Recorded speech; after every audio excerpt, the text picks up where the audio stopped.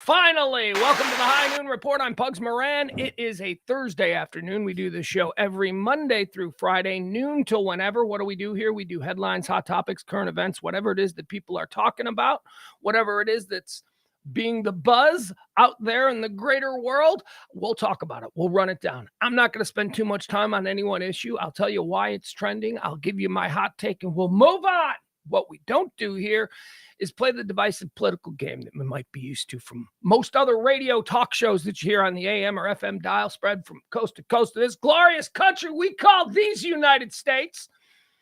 No, we don't play the stupid blue-red game. I don't care. I'm just me. And you know what? Hopefully, the whole point of this is that maybe some of you are like, yeah, I'm kind of like that too. I don't think all those idiots on the right are right. And I sure as shit don't think those idiots on the left are right either. I'm kind of somewhere in the middle. And that's what we do here every day. Now, before we get you all caught up on everything that's happening today, what I, Pugs Moran, and we here at the Radio Misfits Powerhouse want to do is get you caught up on everything that you need to know about previous editions of this day. We go through the history of the day. We tell you all the things, significant things that, well, let's be honest, I found interesting. Things that I found interesting from past episodes of what is June the 29th. And we look for rhythms. We look for patterns. We look for anything that might, tell us, hey, be on the lookout because this is a tornado day. And we see those rhythms all the time. We also find weird quinky dinks. Sometimes we find just like weird things like co-star, famous co-stars from like a famous movie or TV show, famous co-stars. Like one of them dies on the other's birthday. It's just weird things like, yeah, that's kind of weird, Anyway, that's what we do. We go through the events of the day, then we go through birthdays, and then we go through deaths. We talk about people who have passed away, and we weigh their worth. Because two things we hold as absolute truths. There are a lot of a-holes and people die every day, vis-a-vis a-holes die every day. So we go through a list of people who died on this day. Some we mourn, and some we go, you know what, I just can't with that person. All right, so without further ado, let's get started. Oh man, I almost just threw my soda across the room because I had a wet hand. It's a little sweaty. We'll get to that. It's trending. A little sweaty. My hand's a little sweaty, and I grabbed my soda, my Yeti cup that has a condensation on it, and it almost went flying right out of my hand. The combination Yeti material, which I believe is alien technology. We didn't have Yeti, and now all of a sudden everybody's got a Yeti cup. What, we just discovered that in 2008. We're like, hey, these kind of cups work better at the beach. We didn't do that for 100 years. Aliens, just bear with me on this. You know what? Read Eric von Däniken's Chariots of the Gods, and you'll understand where my mind is at. Yeti cups, alien technology. There's the first hot take of the day. Who do we have in the chat room? We got April. Hi, April. Love April. April, I'm sorry. I got yelled at yesterday in the chat room. I was reading it after the show. I got yelled at because apparently April breaks a lot of news and updates and stuff in the chat room. And I don't, look, I'm not that talented. I can sit here and I can stream my thoughts for a good 2-3 hours, but I can't do that and monitor the chat room. I just, got to get in the zone. Clear the chamber. As Kevin Costner said in that great baseball movie, that greatly underrated baseball movie, For the Love of the Game. Who else we got? We got Leslie. We got the GOAT. We got Barney. We got another Leslie. We got all kinds of Leslies. We are heavy. We are deep in Leslies. Folks, this show runs on your gratuities, and at this time of the month, we always like to lean on you a little bit harder than before. If you could spare anything, it sure would help keeping this operation up and running. A little something into the Venmo, a little something into the Cash App. May not hurt you, but certainly will put a smile on our faces around here at the High Noon Report. So if you can, we appreciate it if you would. If you can't, we still love you. Also, a shout out to our friends at Sacred Oils, 13740 Midway Road in Farmers Branch. That's Sacred Oils, 13740 Midway Road in Farmers Branch. They got all the CBDs, deltas, smokables, edibles, tinctures, whatever it is that you need. What I like to say about our friends at Sacred Oils, and they are our friends. They are friends of the High Noon Report. And we are kind of a cult here. At least that's what we're trying to create. So if you in any way, shape, or form are thinking about dipping your toe into the world of CBDs, maybe you've been hearing about it everywhere and you haven't had the nerve to try it, go check them out at Sacred Oils, please. Go to them. If you're going to try it with them. CBDs, deltas, gummies, smokables, tinctures, potions. I don't know. They got everything. Witch's foot. 13740 Midway Road, Farmers Branch. Tell them that you heard it here. Pugs 20. It's another reason. Why? If you're going to dip your toe in, you may as well get 20% off on your first purchase, right? 20% off, Pugs 20. That's all you got to tell them. All right. Hi, Jen. Jen Hernandez is hanging out. We got Adam hanging out.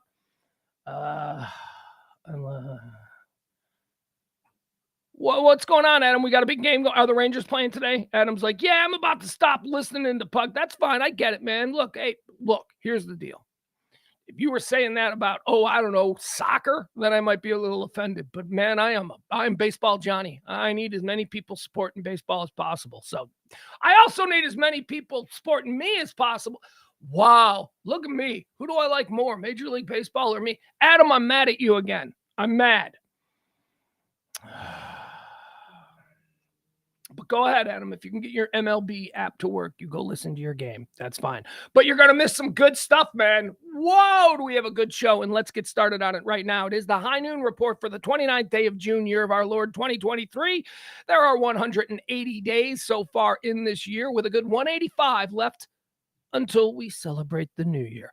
How about a little erstwhile on this day? That's the first segment that we do here on the show each and every day. We like to bring you back. It's also called Previously on June the 29th. Erstwhile on this day in 1613. We mentioned this yesterday. I was wrong. I thought when we were talking about Kevin Spacey, I thought that he was the theater director at the Globe in London, which he is not. The Globe is Shakespeare's theater. It's Shakespeare's famous theater, and it's a big tourist attraction and all that stuff. The Old Vic, the other real prestigious theater there in London. I don't know if that was Christopher Marlowe's place. I don't know, but I know that it wasn't Shakespeare's. But on this day in 1613, the original Globe Theatre in London, built by William Shakespeare, burns to the ground. Oh, how terrible. There you go. But they rebuilt it. I mean, there's still a version. On this day in 1889, here's a little something from my Chi-Town friends. On this day in 1889, Hyde Park and several other Illinois townships vote to be annexed by the city of Chicago. In doing so, forming the largest United States city in area and the second largest in population at the time. On this day in 1952, the first Miss Universe pageant is held. Miss Finland won. Miss Finland. That seems right. Here's how I like to look at the Miss Universe pageant. I think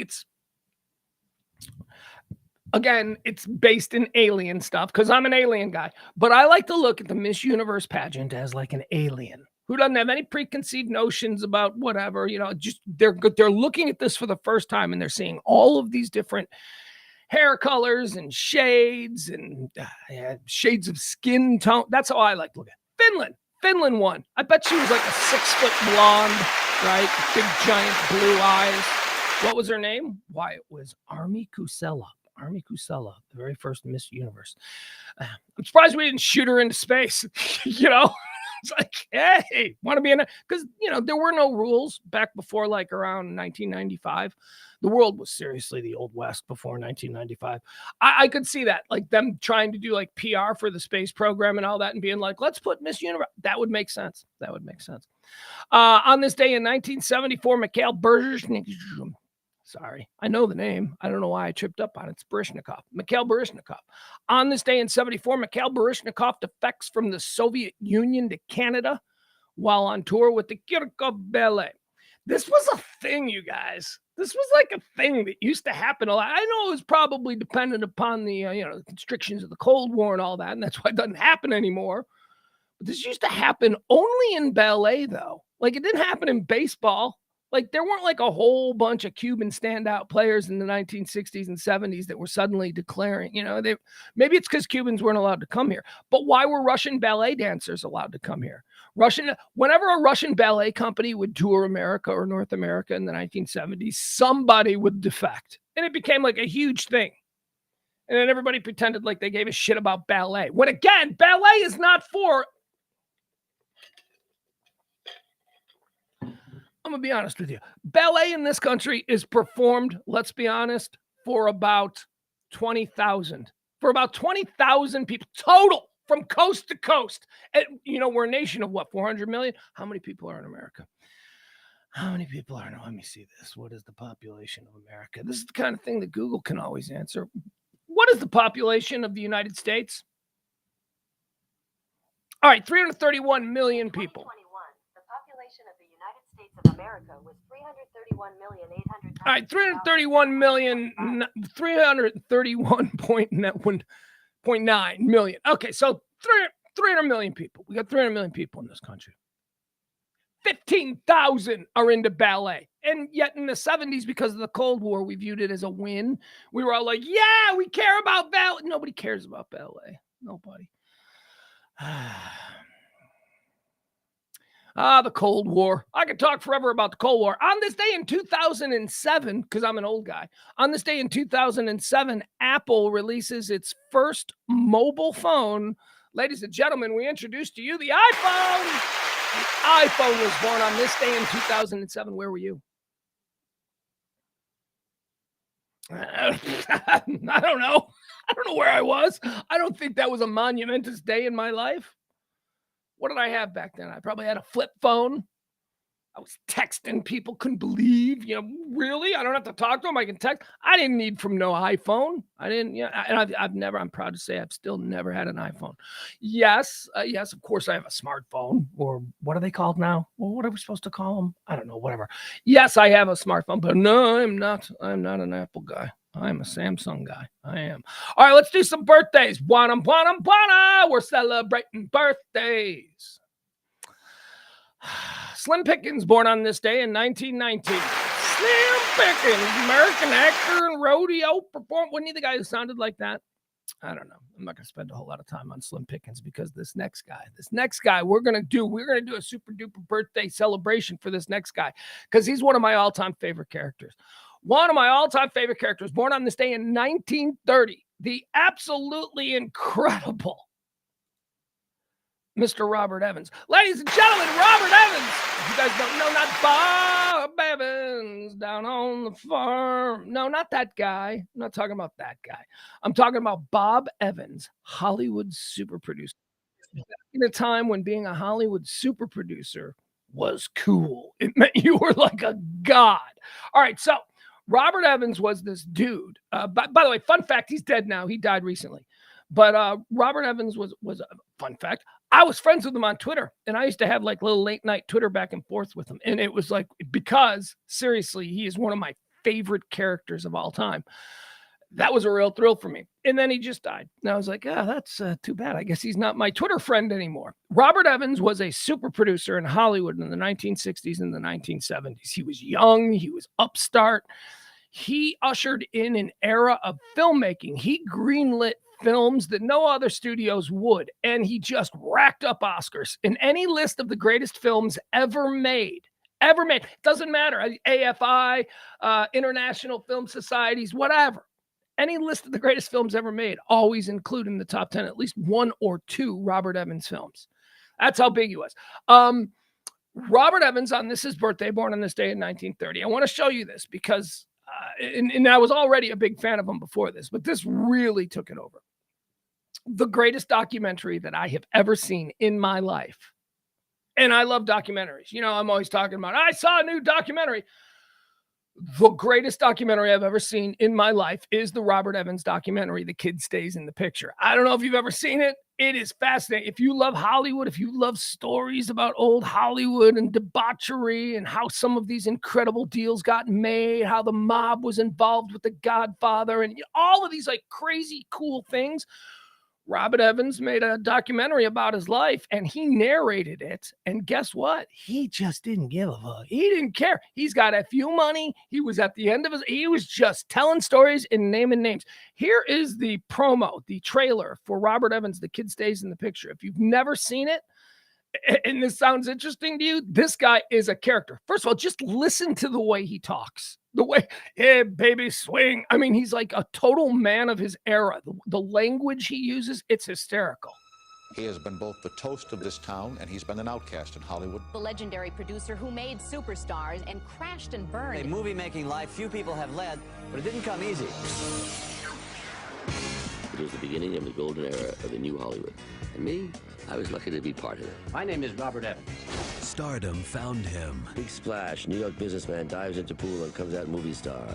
Hollywood seduced him. Where does the next actor, and a bad one at that, come off running a studio? Success defined him. Godfather. Paramount didn't want to make the film. I think there were more pregnancies over a love story than any film ever made. Chinatown? First draft of the script. Nobody understood it. USA Films presents the story of a man I keep seeing pictures of you with gorgeous women. Are they important in your life? who ruled over a revolution. You live a lot of people's dream. Is it as good as it looks? If you live by the sword, know damn well you could die by it. And when it all came crashing down, I've been shot down, bloodied, accused, threatened, disgraced, betrayed. No one wanted me in the picture. rose to his feet again. Tough? You bet it is. But I ain't complaining. Nothing comes easy. The kid stays in the picture. I'm telling you, it is the greatest documentary that I have ever seen in my life. So on this day, of course, we're doing a Robert Evans draft. Robert Evans, American actor, although he stopped being an actor very quickly.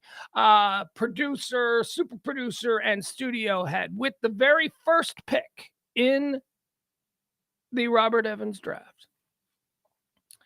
And this is a tough one because, man, he's got a lot. But at some point, when you've got three films that you're like, oh, my God, any one of these could be number one. At some point, you go, which is your favorite? Which one do you really enjoy watching the most? And the first pick off the board in the Robert Evans draft is Rosemary's Baby. Rosemary's Baby. I've seen it the most. The second pick in the Robert Evans draft, okay, Godfather, right? And I would love to just litter the rest of this list with Godfather too, but I can't because he's got so many films that need to be recognized. Number 3 in the Robert Evans draft off the board, Serpico. Number 4, the movie that made Gene Hackman a star, The Conversation. Is that good? And number 5, the final pick in the Robert Evans draft, the official draft selection, we're going with Robert Towne, Jack Nicholson, Chinatown. Oh, well, that's got to be all, right? Nobody can be that prolific. No, we've got some undrafted free agents that are coming to camp. Here are other films that Robert Evans was the executive producer on. True Grit, John Wayne's best. I don't know, one of the only ones that I can stomach. The Great Gatsby, Harold and Maude, Love Story. It's not a rom-com. Love Story is not a rom-com. But outside of the rom-com genre, Love Story is probably the greatest love story that's ever been filmed. How about The Italian Job? How about The Odd Couple? How about Barefoot in the Park, Marathon Man, Black Sunday, Urban Cowboy, The Two Jakes, and Popeye? Robert Evans, dude, I am telling you, that guy made more movies that I like than anybody else. Happy birthday to him. Born on this day in 1930. Born on this day in 1944, Gary Busey. Jesus, guys. I would love to. I don't know, are there two Gary Buseys? Are there before the motorcycle accident and then crazy Gary Busey after the traumatic brain injury? I think because he's an interesting guy in that if you've seen the Buddy Holly story, which is the film 1979, I think, that came out, that was his breakthrough roles. The first thing Gary Busey had ever done that anybody in Iowa had ever seen, right? So the Buddy Holly story, fantastic. Oh my God. He's this 20-something-year-old kid is an amazing actor. And then he followed that up, and then he started playing kind of darker roles. He wanted to be like a darker character. Then he had a really bad motorcycle accident in the 80s. And when he came out of that, he was just either leaning into I don't know if Gary Busey was leaning into the I'm crazy now bit as an effect as an actor, or if he really is just crazy now and all these people are just exploiting him. They're like, let's roll him out there. He's nuts. You never know what he can do. I don't know. Happy birthday, Gary Busey. I can tell you this about Gary Busey in closing. The strangest interview that I've ever done with anyone. Some of you may remember the Gary Busey interview. It was so weird. He was such an odd guy. He could not stay on topic. There was no flow of the conversation with this guy. Happy birthday, Gary Busey. You're entertaining at the very least. Born on this day in 1944. Born on this day in 1947, Richard Lewis, American comedian. I don't know what to say about him. I like him in Curb. I think I liked him for like a couple of comedy specials in the 80s. And then there was like 10 years where it was like, you do the same exact bit. This is not funny anymore. This is not, Richard Lewis, happy birthday. He doesn't look well on Curb Your Enthusiasm. Every time I see Richard Lewis on Curb Your Enthusiasm, I think, I hope he's well, because he doesn't seem like a terrible person. Born on this day in 1947, Richard Lewis. Born on this day in 1948, Gopher from the Love Boat, Fred Grandy. Born on this day in 1951, Craig Sager. Craig Sager, remember him? He was the NBA guy, always wore the colorful jackets, died of cancer. But boy, already 7 years ago, Craig Sager died of cancer, 2016. Born on this day in 1951, Craig Sager. Born on this day in 1957, here's a name from the 80s. Where's my Gen X boys at? How about a little Maria? Ooh, wait, I want to pronounce it correctly. Maria Conchita Alonso. Back in Hollywood, when they only allowed one Mexican woman to be sexy, and by the way, by Mexican, what I mean is Latino, because it could be anybody. They only allowed one at a time. There was Charo in the 70s, and then in the 80s, they unveiled a new version, and that was Maria Conchita Alonso. And oh my God, did I love her. Look, you got to understand, we are in full appreciation mode these days of how beautiful Latino women were. But back in the 70s and 80s, man, it was like we could only handle one at a time, I guess, because there weren't a lot of them. Here's Maria Conchita Alonso. Let's look at her. She was beautiful. These are terrible. You know what I did? I made the mistake of using, look at what I did. See? You live, you learn. Hold on. We'll do this the right way. We'll use Bing. Bing images are better for showing on this show, I've found. Maria. Hold on. Maria Conchita Alonso. And here we go. All right. She was great too. She was a great young actress. She was very popular. And then look at her. There she is. And then a couple of years later, the floodgates opened up, and now we're just lousy with fantastic Latina actresses. We got your Salma Hayek's coming out of it. We got Selena Gomez's. We have Penelope Cruz's. But back then there was a time when this was pretty much all we were allowed to know. We were not given access to any other fantastic Latino actresses. Look at her. She was beautiful. She was one of my favorites. She was cute. What was she in? What did she do? I wonder what she looks like now. Do I want to know what she looks like now? I don't know. Whatever. There you have it. Happy birthday to you, Maria Conchita Alonso. Let's see here. What else do we have happening? Born on this day in 1957, Maria Conchita Alonso. Born on this day in 1967. Let's fast forward 10 years. Melora Hardin. I love Melora Hardin. Melora Hardin played Jan on The Office. She was so funny as Jan, but she's funny in other things, and she's really pretty. I really think she's pretty. Like there are just woo. Jan looked like kind of a conservative, hot, middle management corporate lady, but like in real life, like walking a red carpet, Melora Hardin, Jan is like something else. Jan was fine. I'm not saying anything wrong with Jan. Jan was way out of Michael's league. We can all agree on that. Which means that there was some serious mental issues going on with Jan, that she was willing to accept Michael as an equal in her life. Okay, that's what's going on here. So that noise that you're hearing is a text thread going on between the Nighttime Show, which comes on every Monday through Thursday, 9 p.m. Central Standard Time. It's the Radio Misfits Show. It's myself. I am Pugs. James Parker, E. And of course, it's all run by Big Ed at the top. He is, of course, king of Radio Misfits. They're having a text exchange, and I don't know what it's all about, but whatever. Okay, so that's the noise you're hearing. Every once in a while, you're going to hear this like, because it's them. Just ignore it. They're fine. They're fine. I like to do two things at once. Actually, that's not true. I'm the guy who just said that I can't do this stream and pay attention to the chat room. But now I'm sitting here telling you that I can do this and pay attention to a chat. Maybe I'm just being selfish with the chat room. All right, so let's jump in the chat room. Adam says that she's Cuban. Yeah, okay, so what is that? So I get it, but I'm telling you, in the eyes of like the average dude from Milwaukee, she was, you know, they were all the same.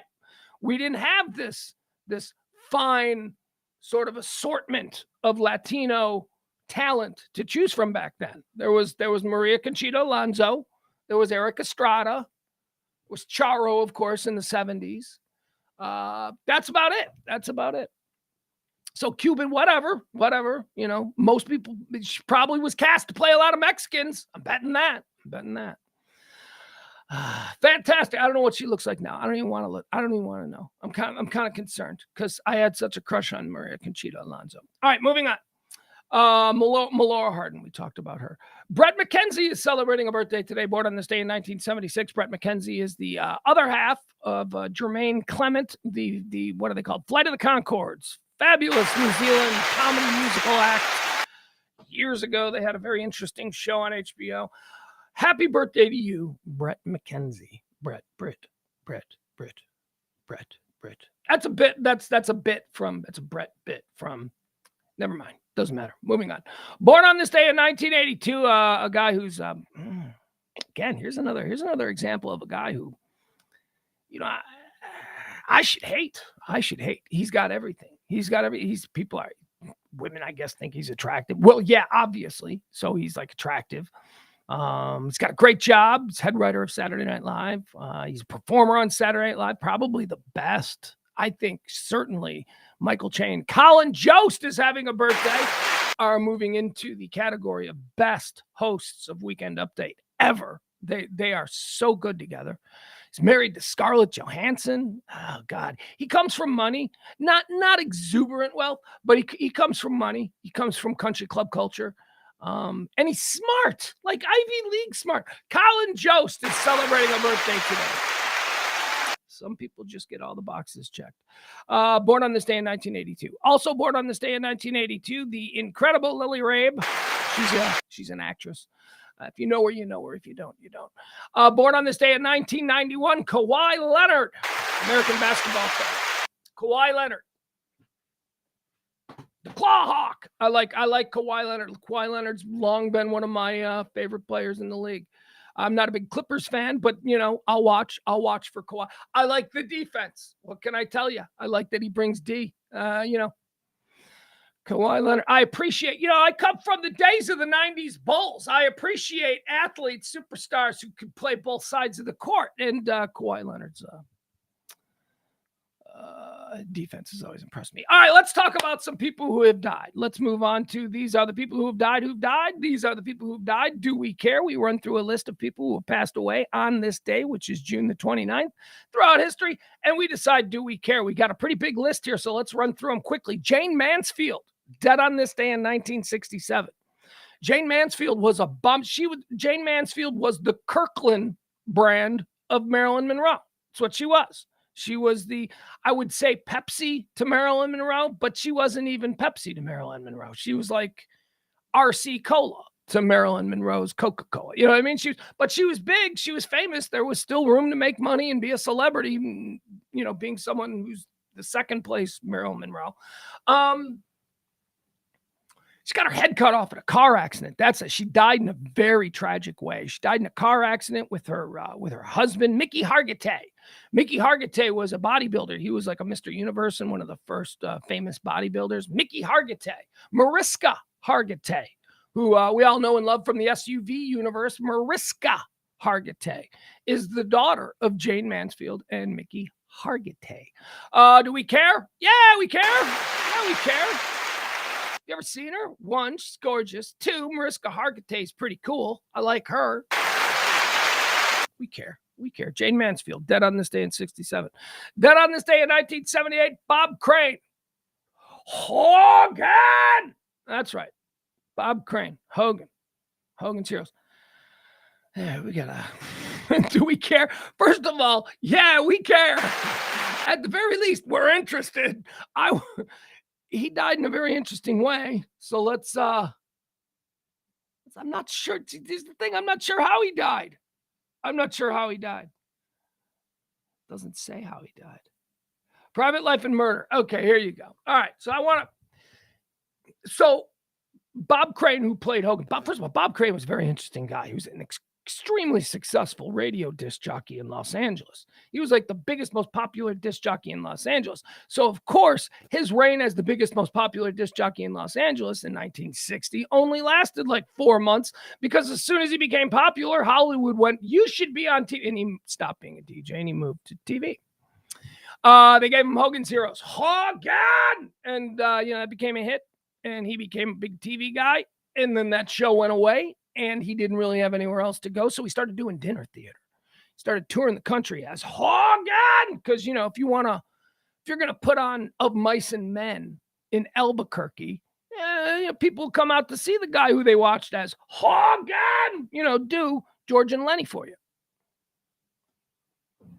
So he did that. He's traveling the country. That kind of became his career, but he became friends. He became friends with this weird guy named John Carpenter, not the director and not the guy that the Expressway in Dallas is named after. John Carpenter was a friend of Bob Crane, who was a filmmaker, he was an amateur, he was an enthusiast back in the days when nobody had cameras. This dude had cameras. And so Bob Crane was one of the earliest sex tape makers. And Bob Crane would do these dinner theater shows, and he'd find the hottest chick in, Des Moines, and he'd bring her back to his funky hotel. And this John Carpenter guy would have all these cameras set up, and Bob Crane, Hogan, would like bang the hottest girl in Des Moines and film it. Yeah, pretty sketch, huh? All right, so that's the background. Crane frequently videotaped and photographed his own sexual escapades. This is the story of how he died. Crane frequently videotaped and photographed his own sexual escapades. During the run of Hogan's Heroes, he was introduced to John Henry Carpenter. That's the dude.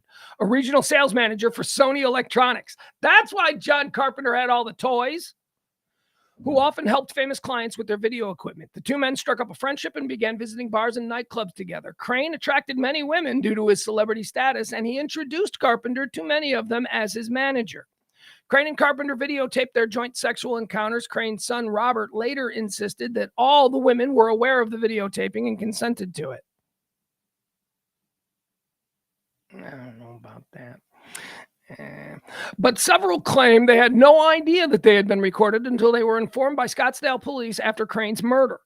See, after he got murdered, they found all the tapes. Carpenter later became a national sales manager at Akai. I don't know what that is. And he arranged his business trips to coincide with Crane's dinner theater touring schedule so that the two could continue videotaping their sexual encounters. So this guy, John Carpenter's got a job Monday through Friday, but on the weekends, he would fly out to whatever backwater city is hosting a dinner theater production of My Fair Lady. And then him and Bob Crane would just slay all the women in that town. I mean, it sounds like a fun way to live if, that's what you're into. How did he die? In June of 78, Crane was living in the Winfield Palace Apartments in Scottsdale during a run of beginner's luck at the Windmill Dinner Theater. On the afternoon of June 29th, his co-star, Victoria Ann Barry, entered his apartment after he failed to show up for lunch meetings.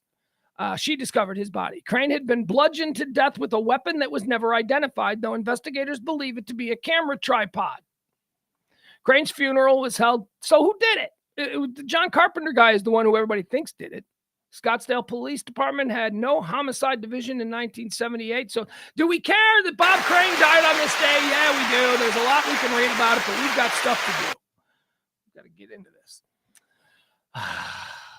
Dead on this day in 1978. Dead on this day in 1979, Lowell George of Little Feat, American singer, songwriter, guitarist, and producer. Lowell George of Little Feat. Do we care? Yeah, we care. Little Feat was cool. Dead on this day in 1995, American actress Lana Turner. Lana Turner. Do we care? Lana Turner. Hold on. Let me see if we can pull up Lana Turner here. Because I know the name, right? Lana Turner was like way before any of our time, right? But let's see what she looks like. Let's see if I recognize her from anything. I don't know. I just don't know if I care that Lana Turner's dead. See if I recognize her. All right, so that's Lana Turner. Okay. What was the Madonna song? Lana Turner gave good face.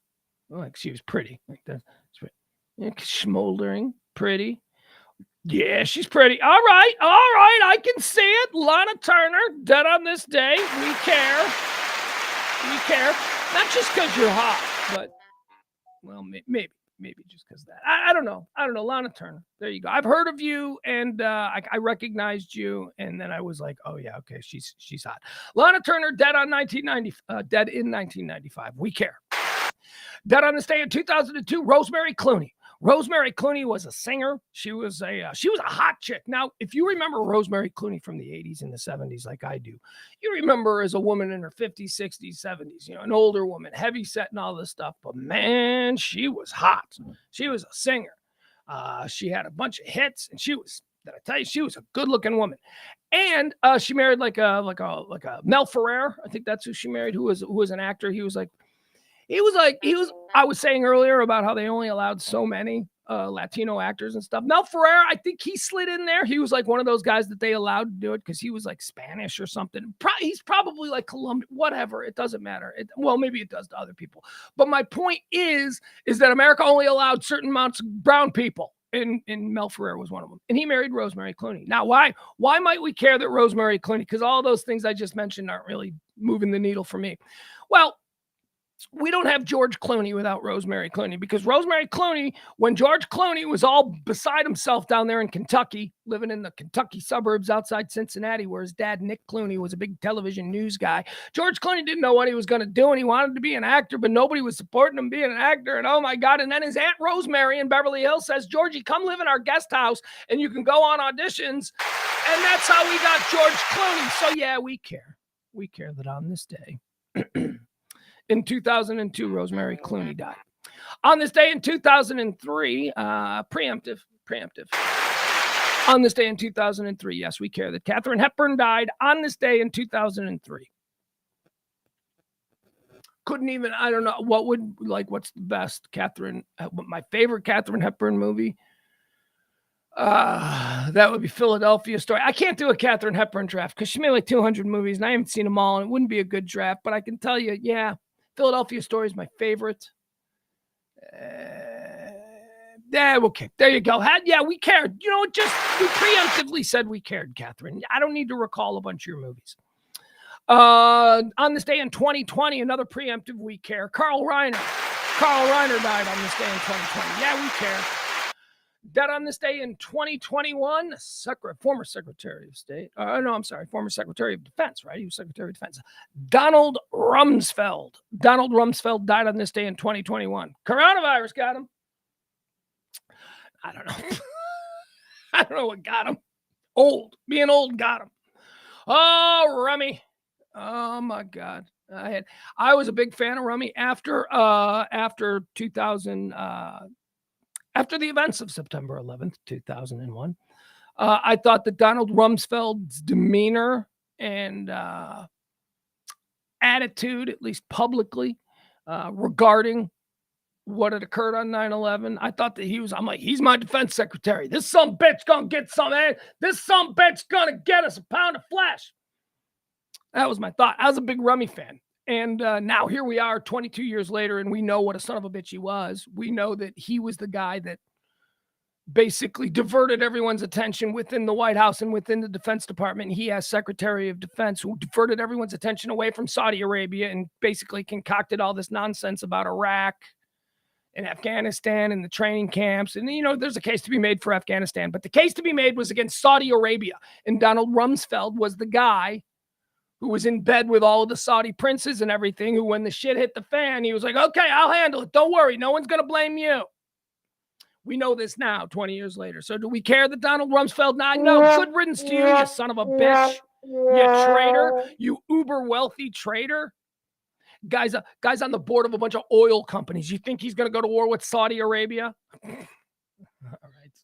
Anyway, let's move on. Hey, we don't like to dwell in the negative, and I got a little bit upset there. So let's not do that, okay? Let's move on to all the things that are trending, all the hot topics, everything that's happening in the world today. That's what we do here. We like to get you all caught up. So, oh, God.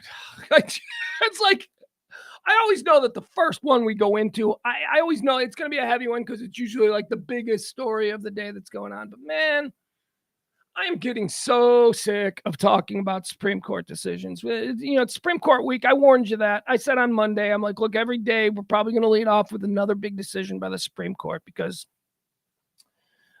they all got,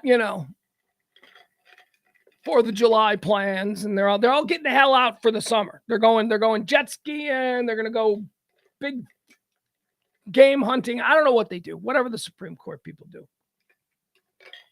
But they're going to do it, and they're not going to come back till October. So everything's got to get finished this week. So they're just ripping through stuff. All of the stuff that they've kicked down the road all year long. They're all decisions are coming fast and furious every day we've had them. I have to say, with the exception with the ruling from 2 days ago regarding the stalking, the Supreme Court 2 days ago decided that somebody who is stalking somebody digitally, like, sending email messages and DMs and all that and making threatening, making threats. The Supreme Court ruled that guy doing that isn't doing anything criminal, and he's protected under the First Amendment if that guy doesn't know that he's actually threatening, which is such a crazy ruling. It's just so insane. We can't be in the business of determining someone's mental state when they hit send. All we can do is react to what was sent. That's madness. So I have pretty much agreed with almost all of the big decisions that the Supreme Court has made this week. That one I didn't like. That one's problematic. Basically protecting stalkers out there. It's absurd. They let a guy go. A guy was in jail. They let a guy go who was stalking a songwriter. And he's like, I didn't know I was being mean. I'm an idiot. And they're like, no, you're not a real idiot. We have tests for that. You were tried as a normal, mentally sound individual. Now you're just saying, I didn't know that, calling her a cunt was bad, or whatever, right? Something like that. Come on, man. And the Supreme Court goes, no, maybe he didn't. 7-2. The only people who had any brains in that are two of my least favorite Supreme Court justices, Clarence Thomas and Coney Barrett. They're the ones that I agree with. They were in the minority. Anyway, that's big. A 7-2 decision by the Supreme Court. I mean, the Supreme Court, that was a wild swing and a miss, in my opinion. Anyway, today, people are saying, I don't know what people are saying today. I want to be very careful about this because they made two decisions. One concerning, they made a number of them, but these are the two big ones. One concerning affirmative action and one concerning Christian rights. So let's start with the affirmative action one, okay? And I'll read you the story. And then we'll talk about people are losing their shit. Didn't the president speak? I was trying to see what the president was saying, but before the show today, I was running around doing all kinds of things. That's why the show was just a little bit late. The Supreme Court ruled that the affirmative action I want to get this right because this is a provocative issue. The Supreme Court ruled that the affirmative action admission policies of Harvard and the University of North Carolina, which gave weight to a would-be student's race, are unconstitutional. Okay, so let me address these one at a time. Do I believe that giving weight when all other things are even to someone being admitted to college based on their skin color, should that be constitutional? Or do I agree or disagree with the decision? I don't know.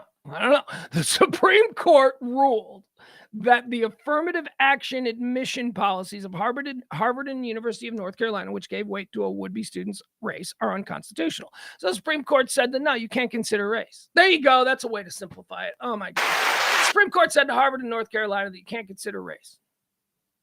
Now, people are reacting like this is a huge, horrible thing. I don't know. All right. The ruling is a massive blow to decades-old effort. Look, I'm not a pussy. I'm not like this, I'm afraid to take a hot take. You know that. I'm not afraid of that. I really don't know. I think this is the kind of issue that I need to really think about. Look, I'll tell you what my initial reaction is. My very initial reaction is, yeah, I agree with the Supreme Court. You should not consider race. But, I have to be thoughtful. We have to be considerate of these things and go, okay, but wait, what is the other side saying? What is the argument? I really haven't heard that argument yet. So let me hear that argument. And if that argument holds water, then I'll back off. But yeah, I got to say on the surface right now, being an idiot, just reading that, being someone who's not all that, all that good with words and stuff, the Supreme Court ruled that the affirmative action admission policies of Harvard and the University of North Carolina, which gave weight to a would-be student's race, are unconstitutional. The ruling is a massive blow to decades-old efforts to boost enrollment of racial minorities at American universities. Okay, that's about opportunity. I get that. I get why there would be an initiative to boost enrollment among African Americans at universities. 20, 30 years ago. I get that because the previous generations of African Americans didn't think about going to college the way white Americans did. I know white Americans are like, what do you mean? I didn't know. Look, there's a big segment of the American population who, when they're in high school, they all just assume they're going to college, right? And then there's a big segment of the American population that doesn't have that. They have the army, or, maybe they'll go look for a job somewhere. But there are different kinds. Now, within that group that doesn't really consider college as an option, I guess the numbers say that there is a large percentage of the African-American community who fits into that. I don't know. Is that because of past lack of opportunity? We know that there was lack of opportunity back in the 1950s. We saw Mr. Meredith standing there on the steps of the school and the governor going, you can't come in, and then a bunch of guns. So we know there was lack of opportunity before. The question is, in 2023, do we still feel like there is the same amount of lack of opportunity and let's just call it what it is. It's not about black and white, which is maybe why the skin color needs to go away. It's about, your economic level. It's about whether or not you're rich or poor. Middle-class kids, upper middle-class kids, wealthy kids, they all go to college. Middle class, I guess, is divided down the middle. But, the poor classes, they're the ones that fill up the junior colleges and, have to rely on, loans. And, I don't know. I don't know. This is a difficult one. And it's one that truly needs to be considered on by all angles, because this is one of them issues that people get really hot over. I don't know that in 2023, and we have to talk about race because this specific ruling is about skin color. So, I want to talk about economic opportunity and all that, but I can't because this is specifically about skin color. So when we consider how we feel about this ruling, we have to only consider it as an issue of skin color. So I guess if we're saying that, then the Supreme Court, in my opinion, I think ruled correctly.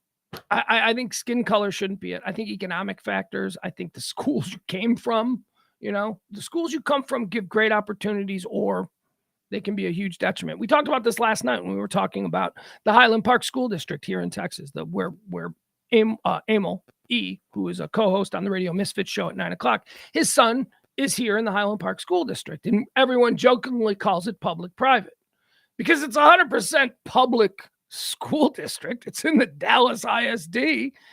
It's just every kid there is the child of a millionaire. And in many cases, or some cases, at least billionaires. So yeah, it's a public school, but it's like a really good public school. So the opportunity for those kids would certainly be greater than, something out in Oak Cliff or some school out by Fair Park and the air conditioning's on the fritz and, all that. I don't know. I think it needs to be about opportunity. I think these ideas where it's just simply about skin color are bad. Because one of the things that the Supreme Court did say about this one was that in order to rely on skin color as a tiebreaker at Harvard and North Carolina among two equal students, and if you're going to do that, if you're going to rely on skin color, then, and this is what the Supreme Court said, and they're absolutely right, then if you're going to do that, then what you're doing is you're playing into stereotypes. You're playing into the suggestion that black people, because the darker skin one is going to be the one that needs the hand up, when in fact, that darker skin one might be the son of Colin Powell, right? Might be the son of Michael Jordan. This assumption that just because someone is black, that they lacked opportunities, that is a bit stereotypical, and that is problematic. So let's stop saying it's about skin color and let's focus about it being on opportunities. How many opportunities were afforded? What school district did they come from? What kind of, how much money do their parents have? Instead of it just being, I'm coming to this now, and I am an idiot, so I could be completely wrong, but I am actually starting to think now that, there's just because somebody has darker skin doesn't mean that they necessarily didn't have the same educational opportunities as, say, just the random white kid. What about the white kid from Appalachia, right? He doesn't get in because, Beyonce's niece got in instead of. Now, these are problems that need to be considered, that you need to be fair about. So I don't know. This is an interesting one. The court's majority opinion said that schools' affirmative action programs unavoidably employ race in a negative manner.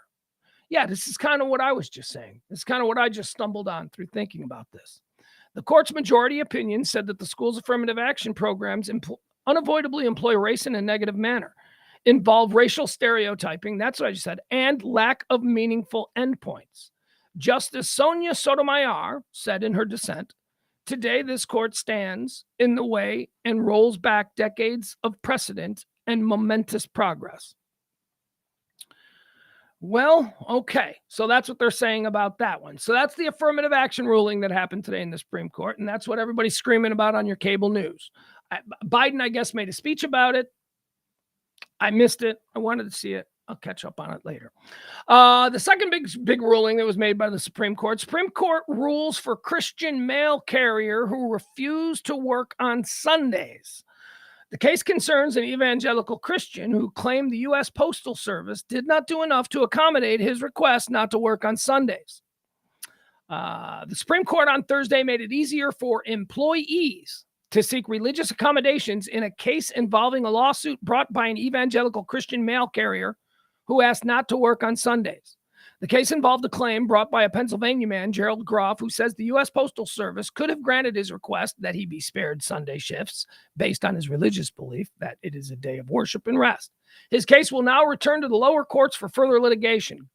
Groff argued that it was too difficult for employees to bring religious claims under Title 12 of the Civil Rights Act, which prohibits workplace discrimination on various fronts, including religion. The justices, in a unanimous ruling written by conservative Justice Samuel Alito, clarified a 1977 ruling called Trans World Airlines versus Hardison. The court said then that employers are not required to make accommodations if they would impose even a minimal, or using the Latin term preferred by the court, de minimis burden. All right, so in 77, the court said that employers are not required to make accommodations if they were to impose a burden.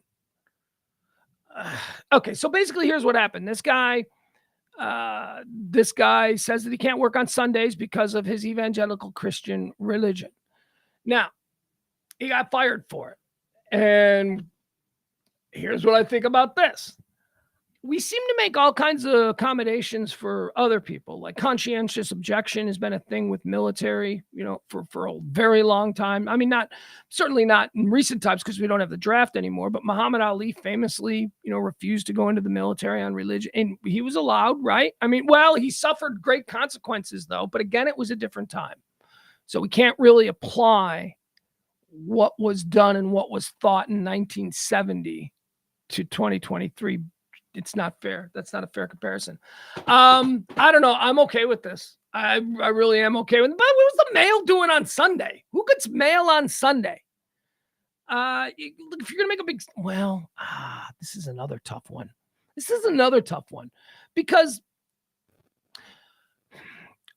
I think the Supreme Court has to legislate, or not legislate. I think the Supreme Court has to rule based on what is right and what is wrong. They can't be ruling on the fear that people will find ways to exploit that correct ruling. So here's what I think.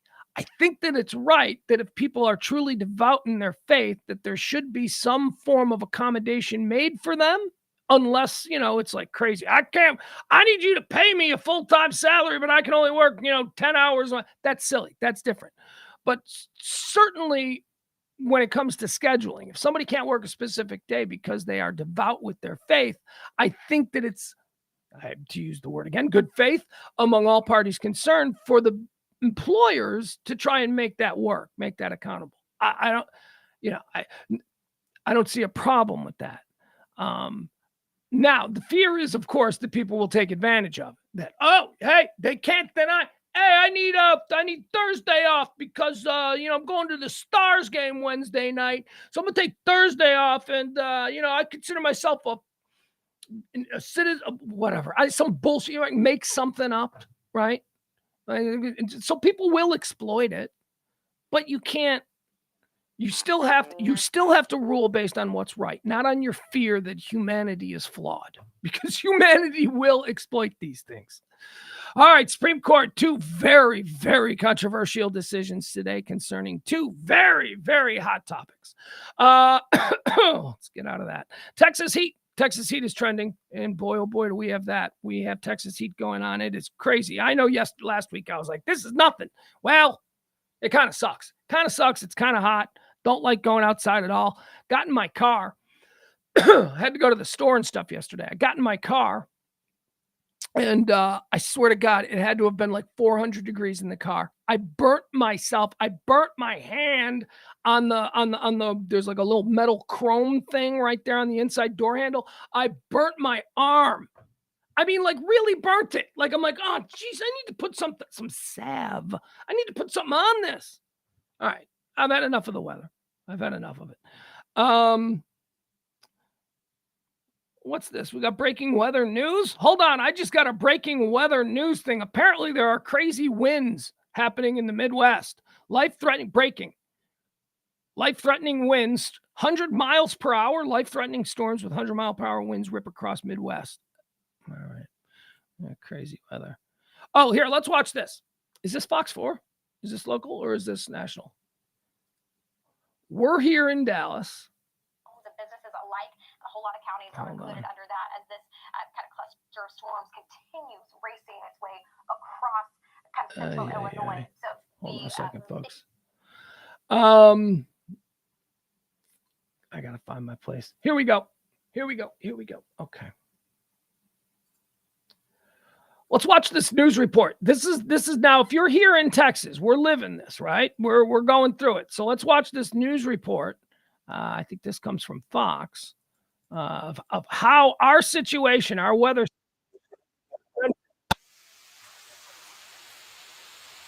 I'm good with that. We don't need it. What is the current temperature? Today was supposed to be like the hottest of the days, right? All right, so at 12:05, that's 114. It's 95 degrees. We're fine.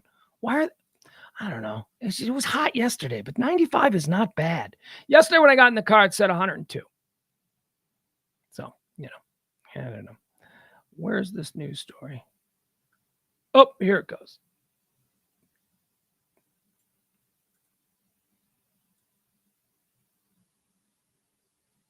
All right.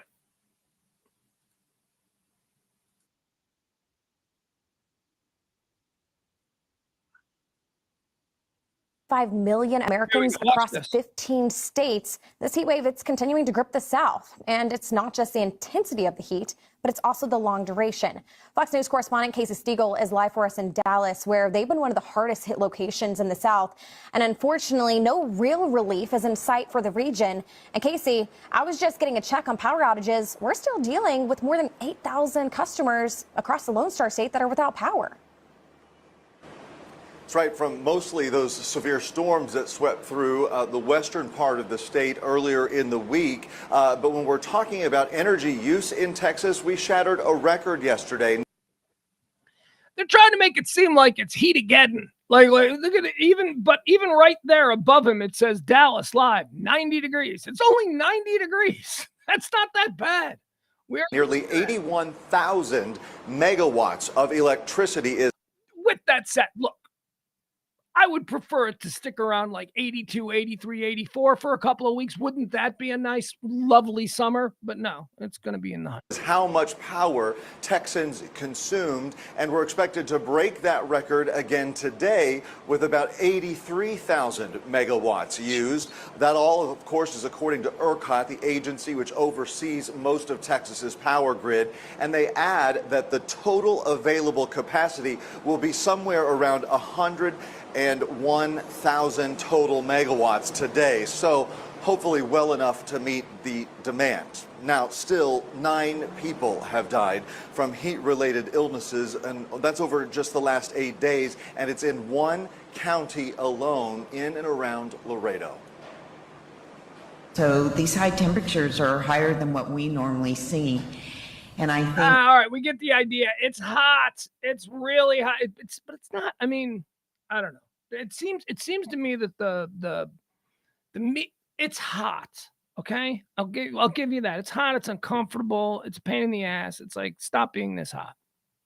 But that ain't gonna happen. And we live in Texas, and this is just how it's. But this is not exceptionally hot. They are acting. We broke a record for power. I mean, I don't know.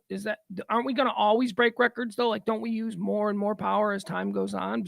I don't know. I don't know. My head doesn't work that way. My point is, everybody's, they're breaking in about, Texas heat, and it's supposed to be the worst here. It's supposed to be the absolute worst in Dallas.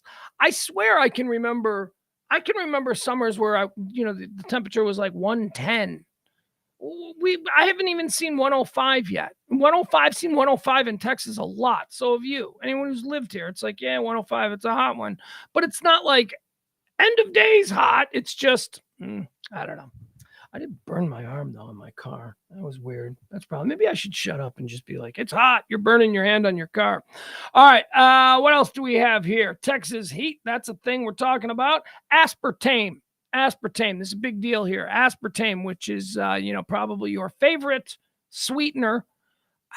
People have been talking shit on aspartame for a long time. Fact of the matter is that aspartame is a game changer in the artificial sweetener world. Aspartame, because remember in the beginning it was saccharin, and saccharin was gross. And then they're like, oh yeah, saccharin kills you. And then they had to stop doing saccharin. And then there's like NutraSweet and stevia and all that. I'm an aspartame. Wait, is NutraSweet aspartame? I don't know. Anyway, last year, here's the big story. Aspartame, common sweetener used in soft drinks, to be declared possible cancer-causing substance by the World Health Organization. Last year, an observational study in France among 100,000 adults showed that people who consumed larger amounts of artificial sweeteners, including aspartame, had higher cancer risks. Aspartame, a common artificial sweetener used in famous products like Coca-Cola, diet sodas, and chewing gum. All right, so they say aspartame now causes cancer. I don't want to go into the weeds on this story because who cares? But what's the sweetener in Coke Zero? Is that aspartame? I hope it's not. Coke Zero is good. Oh, the zero technology. Whatever it is, all of a sudden we had all these products now that are promoting themselves as zero, Pepsi Zero, Dr. Pepper Zero, Coke Zero. That zero's got to mean some breakthrough in a sweetener, right? So is that aspartame or is that the newest thing? Whatever it is, it's the best thing. What is the sweetener in Coke Zero? Oh, for fuck's sake. According to New York Post, aspartame is used in Diet Coke, Coke Zero, chewing gum. What a kick in the nuts that is. So what is it, a new formula? Because Coke Zero tastes different than Diet Coke, although not totally different. I think they're actually, I don't know if I can tell the difference. I think mentally I would rather have Coke Zero. I don't know, whatever. Anyway, aspartame, bad for you, but I think we all knew that, didn't we? This isn't like big breaking news. We all kind of assumed there was something wrong with it. American Pride. Here's an interesting study that was done. This is trending. American Pride. Pride in America is at an all-time low. That's right, all-time low. It was at an all-time high after 9/11. You could probably have banked on that one. Extreme pride in being American. I'll give you the numbers. Like after 9/11, American Pride was like 85%. Like 85% of Americans would say that they were extremely proud of America. Yeah, that number's not so great these days for obvious reasons. Both sides are running. Actually, it's weird because there was like, here's how I look at it as a guy in the middle. For years, there was this group of people who were called anti-American and you communist. I'm talking about liberals. Like anybody on the left or all the Democrats, all of them, they were all anti-American and everything, right? And the right were like the patriots. The rights were like, we love America. And then all of a sudden, the right started hating America. All of a sudden, the right started like, we got to make America great again. Like, look, it sucks now. Like, America sucks now. And then they're talking shit on everything. So now you got the people who were accused of not being in love with America. And they're probably not those, lefties in Hollywood who was like, America's been enslaving people, that whole argument. So those people aren't pro-America. And now you got all these people on the right. They're not pro-America either. They want to burn it all down. They want a king, for crying out loud. So yeah, I would imagine that if you were to put a pole out there in the water and you were to say, what's American Pride at? It's probably going to be at an all-time low. 39% of people currently describe themselves as extremely proud to be an American. Now that number needs to be compared against the all-time high, which came between the years 2002 and 2004, when 85% of Americans described themselves as extremely proud to be Americans. 67% of U.S. adults say that they are extremely or very proud to be American. So that's 67% of adults. 60% of Republicans, 60% of Republicans say they are extremely proud to be Americans. 33% of independents say they are extremely proud to be Americans. And 30% of Democrats say they are extremely proud to be Americans. Let's see. The U.S. adults pride. I'm looking at this thing now. Extremely proud. Is that, you know what? It was as high as 91%. 91% of all American citizens said they were extremely proud in, that looks like June of 2004, when this poll was done. I'm looking at a graph here of when Gallup first asked this question in January of 2001, so before 9/11, when they first asked the question before 9/11, January of 2001, 55% of U.S. adults said they were extremely proud. Okay. However, pride soon intensified after 9/11, with extreme pride shooting up first to 67, and then 70% between 2002 and 2003, and then 70% up to a high of 91% between 2003 and 2004. What happened between 2003 and 2004 that made the pride shoot up even more than after 9/11? Was that an election year? 98, 2002? No. Yeah, 2004 was. I don't know. In terms of the combined, you know what? Isn't that then? Yeah, Bush, but didn't Bush win in a landslide? Didn't he just like crush ass in like his second one? Was that 2004? It would have had to have been, because 2016, 12, 8, 4. Yeah. In terms of the combined percentages saying they are extremely or very proud, roughly 9 in 10 Americans express high levels of pride. in the earliest years of the trend through 2004. In 2005, so it was in 2005 that outward pride, declaring you're extremely proud of America, began to fall. 2005, dog days of the war, second Bush administration.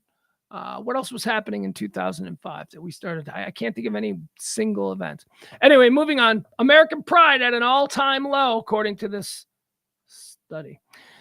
Let me close off some of these. Excuse me, folks. Here we go. Tiffany's in New York. You know, Tiffany's, you know, in the movie Breakfast at Tiffany's. Tiffany's in New York was on fire this morning. It was like up in flames. So they were covering that on one of the morning news shows that I was watching. Let me see what the latest is here. I don't know if the Tiffany's flagship store in Manhattan was ablaze following an electrical fire. Okay, so this is an update because the last time I looked at it, it was still currently on fire. Tiffany's flagship store in Manhattan, the iconic jewelry store on 57th Street and 5th Avenue, reopened back in April after major renovations that took nearly 3 years. The company touted the store's transformation as the first holistic renovation.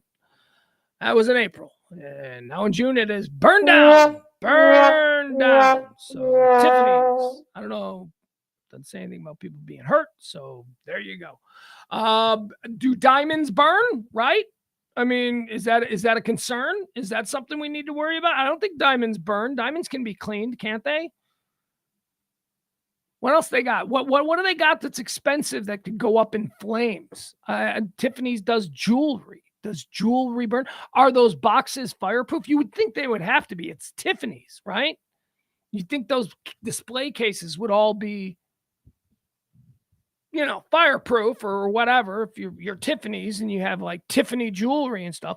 All right. Anyway, Madonna is trending, a story that we talked about a little bit at the very, very end of the show yesterday. Madonna, the Material Girl, she canceled her big tour. She was going to do a big tour, and I was even kind of interested. I'm like, I would totally go see Madonna. That'd be fun. She looks like a lizard. She doesn't look right, man. She is just, God. She's had bad plastic surgery. You know, look, she's just whatever. She's incredible talent. As far as being culturally important, yes, all of that stuff. Madonna. I get it. I'm a Gen X guy. I just, I think she's off her rocker a little bit. So she canceled her tour, medical reasons. There was a medical emergency. And I don't mean to be glib or flip about this, but I think Madonna's a little dramatic, right? Like, I think that she's apparently okay now. She's on the road to recovery. But the story goes that on Saturday in New York, she was found unresponsive and was rushed to a hospital where she was, they said she was intubated. She was in intensive care. It was a bacterial infection, blah, blah, blah. But yesterday when the story came out, she was already home. So I don't know, you're Madonna and you're about to die on Saturday. You're intubated on Saturday. You're in intensive care. It's touch and go. We thought we were going to lose her. And then you're home on Wednesday. You're Madonna. They keep you there. You're not Marge of George and Marge down the block who they get in and out of the hospital as soon as possible because the insurance company's going to bust balls over unnecessary charges. No, this is Madonna.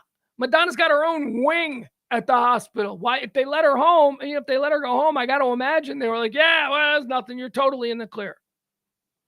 But see, that's not how it's being presented. It's being presented by Madonna's camp like, she's maybe there's something bigger. Maybe there's something long-term going on because her tour was supposed to start on the 15th. That's 2 weeks, two weeks, about 2 weeks, a little over 2 weeks. That's rough. If you were supposedly going to die on Saturday and you got a concert tour starting to, that's probably, you're going to want to watch her for a while before you commit to putting her out there on the road. We all believed that we would lose her.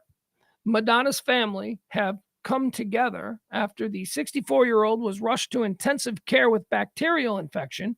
And they say they worry she will put her career and her fame before her health until the day she is dead.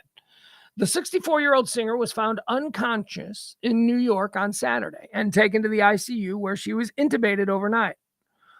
Let's see here.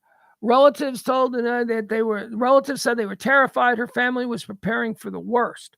Madonna's condition was so serious that her relatives were preparing for the worst, a family member has told the Daily Mail. The 64-year-old was found unconscious in New York on Saturday and rushed to the ICU where she was reportedly intubated. On Wednesday, her manager, Guy Oseary, announced that she was suffering from a serious bacterial infection and needed time to recover. So the tour was being postponed due to, it was supposed to begin on July 15th in Vancouver. Madonna's relative told the Mail that they spent several traumatic days unsure if she was going to pull through. I just think they're being overly dramatic. I think that she was sick. She got the necessary treatment and they sent her home.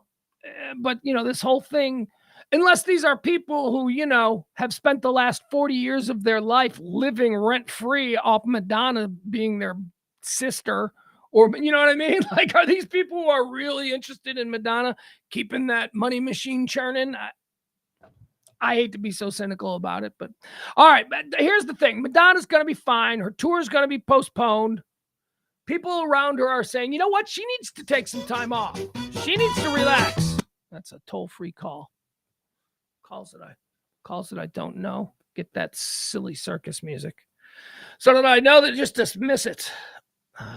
So there you go. Madonna. Thankfully, she's fine. She's going to be fine. It looks like she's going to be fine. There's going to be no tour, though. Or at least the tour is going to be delayed a little bit. We'll see. We'll find out. Hold on. I need a drink here.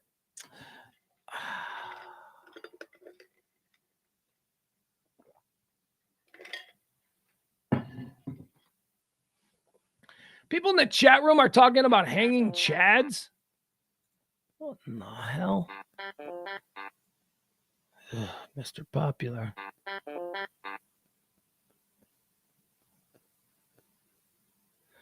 Ross Rubio says in the chat room, being American isn't an achievement. No, it's not. It's not. I consider it luck of the draw. We're all very lucky to have this level of cynicism mixed with comfort. That's the American luxury here. We are so comfortable. I know it sucks here. Now, go somewhere else. You could have very easily been born in Central America. You could have very easily been born in the middle of India. You could have very easily been born in Eastern Europe. You weren't. You were born in Texas. You were born in Illinois. You were born in New York. You were born in California. I think we take that for granted. And I think that this whole idea that, I'm an American, I'm number one, well, then contribute something to American history. Otherwise, you're just a dude who got lucky and was born here. Stop acting like you had something to do with all of this. Now, if you end up having something to do, if you end up being a productive member of society and somebody who we, all look to as a great American, then that's good. That's what we should all aspire to. But yeah, Ross is right. It's not an achievement just being born an American. It is a winning lottery ticket. Really is. And I'm not one of these guys who subscribes to that whole thing. Only in America. Because that's not true. People become, Rupert Murdoch didn't do it only in America. You know what I mean? There are examples of people who have done these incredible things, who have come from nothing and built up major empires. That's just not an American thing. It is something that we are known for because we can do it. You can do it here, but it's not only an America thing. It's, being an American doesn't give us any special powers. It is a luxury. It is a bestowment of good grace from whomever it is that you pray to at night. The fact that you were born in this country, but you didn't do anything for it. So that's the same thing that I apply to rich kids. Rich kids that walk around like, I'm going to do this and all that. I'm like, you're not going to do nothing. Everything that you're going to do, you were lucky that you slid out of the vagina that you slid out of. You were born into a family that is going to allow you to have absolutely every opportunity on the planet. That's not an achievement. That's something that you should be humble about and grateful for, and certainly take advantage of. Right? We should take it as Americans. Instead of just being pride and waving the big foam number one finger and flag, instead of all that shit, maybe we should just concentrate on what we're going to do to make this country a better place. instead of just going, I'm number one. No, be an American. Be American. Get involved. Do something. Think about others. Be a decent person. All right, speaking of being a decent person, let me tell you another thing that's trending here. I've been waiting to get into this because I am very excited. Am I though? I don't know. This is mock excitement. I have some friends. I have some very close friends. One of my closest friends and greatest allies, Ed of Radio Misfits, is beside himself. He's beside himself. I got half a dozen other friends. I got my texts blowing up last night, because I'm on this stupid White Sox thread with a bunch of my friends, on text threads, you get these like text groups, these mass groups. So I'm on this White Sox mass group with a bunch of my friends from growing up. And oh my God, last night, all night long until like 2:00 in the morning, these idiots were still going back and forth talking. What am I talking about? I am talking about Connor Bedard is trending. Connor Bedard. Who is Connor Bedard? Well, to a group of people who like hockey, Connor Bedard is essentially the Victor Wembanyama of this year's NHL draft. Connor Bedard was drafted last night, number 1 by Chicago Blackhawks. Which is why this explains all my friends going nuts last night. My White Sox friends are also all Blackhawk fans, Blackhawk freaks. So in my White Sox, which I'm in this thread because I'm a White Sox fan. I like the Blackhawks, coolest uniforms in hockey. I mean, I like the Blackhawks, don't get me wrong, but I'm not like crazy about the sport of hockey like a lot of my friends are. When the Blackhawks were good, when they were great, when they were rattling off Stanley Cup wins a few years back, I was Johnny Blackhawk. But then they sucked. And I ain't going to waste my time. They're going to suck. And they're not the White Sox. That's how I feel about the White Sox. That's how I feel about the Bears. That's how I feel about the Bulls. I just don't have that level of commitment to the Blackhawks. But I am certainly a bandwagon fan. And here's the thing. It looks like all us Blackhawk bandwagon fans, but you better put an addition on that bandwagon because we're all climbing back up. Last night, the Chicago Blackhawks, with the number 1 overall pick in the NHL draft, took the 17-year-old phenom out of Regina. Actually, I think he's from Vancouver, right? But whatever. He was playing in Regina. 17-year-old kid, Connor Bedard. The best thing to tell you how good this kid is expected to be in the NHL is this. From the time he turned 16 years old, they had him pegged as the number 1 draft pick in this year's draft. So like he turned 16 like 2 years ago, and they were like, okay, he's going to be the number 1 pick in the 2023 NHL draft. It doesn't matter what happens in the years. That kid, if you see, he's incredible. He's supposed to be just, a franchise-changing, game-changing, generational talent. At least that's what they're saying. So that's where the Victor Wembanyama, Connor Bedard comparisons are going. Basketball is obviously a much more high-profile sport, but it's the same kind of, everybody's excited about it. Connor Bedard, number 1 overall pick. Is he going to put hockey back? He's 17 years old. Now me, I don't know. My Blackhawk friends are going nuts about this kid. And a couple of months back when I knew the Blackhawks were getting the number 1 pick, I started to do a little research into this kid. There are YouTube videos you can watch. Yes, obviously he's great. They changed the rules in Canada for him. He was 14 years old and he was like the best player in Canada, the best hockey player in Canada at 14. And he was too young to play on the junior national team, like the Olympic junior national team. So they changed the rules. They allowed an exception for him at 14, and he went on to be the MVP of that. So I don't know. He's a crazy, talented kid. Everybody's excited. My Blackhawk fans are excited. Maybe it's time I start watching hockey again. The most interesting thing that I did hear was they were talking about so the Chicago Blackhawks had Patrick Kane, who is probably the greatest American hockey player ever to put on skates. Sorry, Mike Modano, but Patrick Kane came after you, and he was better than you. So Patrick Kane has left. Patrick Kane in his time leading the Blackhawks, 3 Stanley Cups. So it's like Patrick Kane has left, and now the Blackhawks have drafted to replace him, Connor Bedard. Somebody, a sports writer on ESPN, or a sports guy on ESPN last night, said that this is like, for the Chicago Blackhawks, this is like when the New York Yankees lost Joe DiMaggio, but in the very same season gained Mickey Mantle. It's like where DiMaggio left and everybody went, what are the Yankees going to do? Who's this new kid? And then in comes Mantle. I, being a more modernist, I said, okay, so it's kind of like in Green Bay. Green Bay lost Brett Favre, but they got Aaron Rodgers. It's like there was no drop off. So a lot of people are excited. Connor Bedard trending. What is, hold on. Do you have any, we don't need to spend any more time on hockey. I just want to make sure we got that out there. Virgin Galactic is trending. Virgin Galactic is Richard Branson. He of, Virgin Music and Virgin Airlines and Virginity. I don't know what the, Richard Branson is in the space tourism game. He's the guy. So here's how we got it.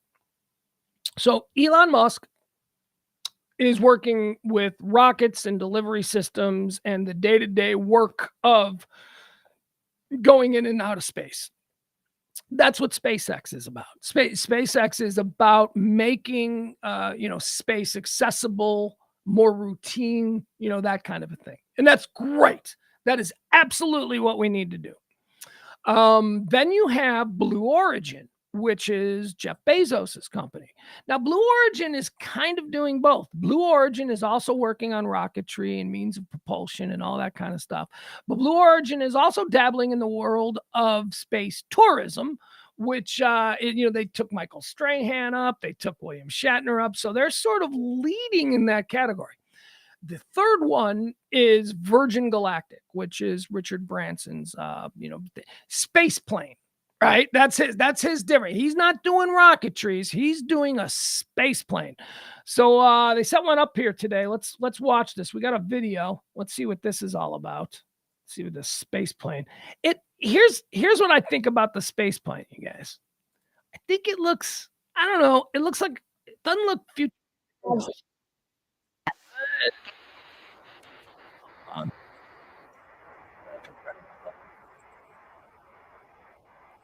Sorry, YouTube's making me watch a commercial.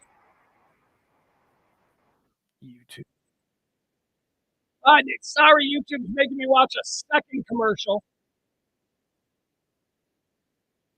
Hey, by the way, speaking of that whole commercial thing, so I listen to Spotify, and I like to listen to podcasts on Spotify, and I pay to listen to podcasts on Spotify. Why are they still giving me commercials? Why do the podcast, when I listen to Smartless, or if I'm listening to Armchair Expert, whatever it is that I'm listening to, some Pat McAfee, whatever it is that I am listening to on Spotify, why is it? Because I am paying a monthly fee. Why is it? Don't get me started. All right. I want to show you this. This is the Virgin Galactic. This was the live feed that I was watching on YouTube earlier. See what this thing looks like. Hold on. We'll track through it. It's kind of a stupid plane. I got to be honest with you. All right, here's what it looks like. This was it. This was live earlier today. This is the first space tourism flight of the Virgin Galactic space plane. It had 2 tourists on it and then a couple of other people. So here, let's watch. So that's what it looks like. So as you can see, it's 2 planes with the space plane in the middle. So it's like 2 planes are attached at the wing. I don't know, it's hard to explain. All right, so it's sitting on a runway. Let's get this thing up in the air. All right, now it's rolling. All right, here it goes. Getting ready to take off. So it's that middle thing. It's that thing in the middle that is going to detach from what looks like 2 planes, but is really just 1 plane. So it's going to detach from the middle of that thing, and then it's going to shoot up into orbit, but not really orbit. You know, it's like that poor man's orbit, where technically it's like, yeah, I guess you can say you were in space, but it's not like anywhere on its way to the moon. All right, so there it goes. There, it's up in the air. This was earlier today. How fun! Let's see what this is. All right, now we're watching it. When does the commentary come on? Is anybody gonna 1G? Oh, I guess they're in space. Hold on, here we go. with the vehicles and All right, let's listen to this. well underway. Our crew journey with us and provide you with coverage of. All right, here we go. I want to listen to this. This might be history. Stop making fun of me. It might be history.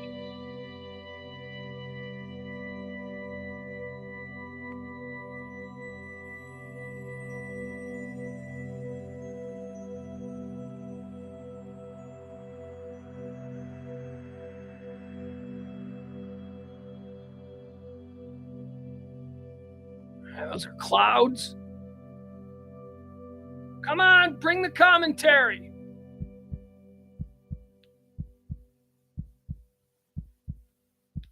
What is this, dark side of the moon? Benvenuti. Welcome, everyone. Thank you for joining us for another incredible space flight. Today's flight is a special one. Not only is it Virgin Galactic's first commercial flight, our start of commercial service will carry a team of mission specialists and payloads from the Italian Air Force to space from Spaceport America, the home of Virgin Galactic in beautiful Sierra County, New Mexico. We are excited to take you on this journey with us and provide you with coverage of today's space flight. Cool. Hello, everyone, and ciao to all of our viewers in Italy today. I'm Sirisha Bandla, and I will be your host for today's flight, along with our Mission Insight Specialist, Jonathan Ritchie. Our Mission Insight Specialist is a new role. All right, come on. Nobody cares about that. Control Center, giving you, our viewer, an even more engaging experience. In the studio across the globe. Now, today's flight is in collaboration with the Italian Air Force and the National Research Council. The mission is called Virtute 1, both an acronym for Volo Italiano per la Ricerca e la Tecnologia Putting Suborbitale, Italians in space. Italian flight for suborbital research and technology, and the Latin word for virtue that is also in the Italian Air Force motto, That's a Virtute spacey Siderenis, meatball. with virtue to the stars. Now, today's flight is All right, come on. I want to see the plane in this. Come on, let's see it up there in space. We're going to fast forward. You people don't know what you're doing. You're just talking about nonsense. You're filling This was some time. unique perspective here. There's some having good flown video our of the plane in first space. Unity crew Here it test flight. Does this bring back memories? Space anticipates that true Virgin Galactic space flights is one of the key unique design innovations. Different vehicles look at throughout this. his Oh, career look at these that spans pictures. over 20 years in the Royal Canadian Air Force. Jamil is joined by Kelly Latimer, who has logged more than 6,700 hours in her 32-year flying career. The crew of the spaceship have a unique structure for CRM, or Crew Resource Management. The left seat pilot is the commander, and the right seater is referred to as the pilot. Oh, they're going to ruin whatever uptick space exploration is having these days. They're going to ruin with this boring bullshit. Hey, come on, man. Where's the Hollywood razzle dazzle? They're putting some tourists and some Italian special forces in space. What are we doing? We're sending Italian military to space. They're sending that. This should have been a bigger deal. Richard Branson is the guy who does Virgin music. He knows how to put on a show. That was boring. Ugh, that's what happened. That is what happened to the space program. The most electric, the most magnetic, the most fascinating thing that was happening in America for a good 12 years was the NASA Apollo program. People went nuts in this country for the NASA Apollo program. And then it got boring and everybody forgot about space and nobody gives a shit about space anymore. The space shuttle. The space shuttle was it was important. The space shuttle was an important step in getting ourselves comfortable with the idea of using space routinely, right? That's in space. Going to space and doing things in outer space, especially with how dependent we are upon satellites, should not be something that's just for special occasions. We should be able to go to space. There should be rockets launching to go up and work on satellites and all that stuff every single day. Every single day, there should be a dude whose job it is. He wakes up in Ohio, he punches in, he goes to space, he comes back home. That's where we should be. And that's where the space shuttle was sort of taking us. The space shuttle was making those kinds of routine trips back and forth to the space station. The space shuttle was launching endless numbers of satellites for big companies. And now we have all the tech that came from that. But Space shuttle was boring. So we, the rank and file people, we went, space is boring. Where's the lasers?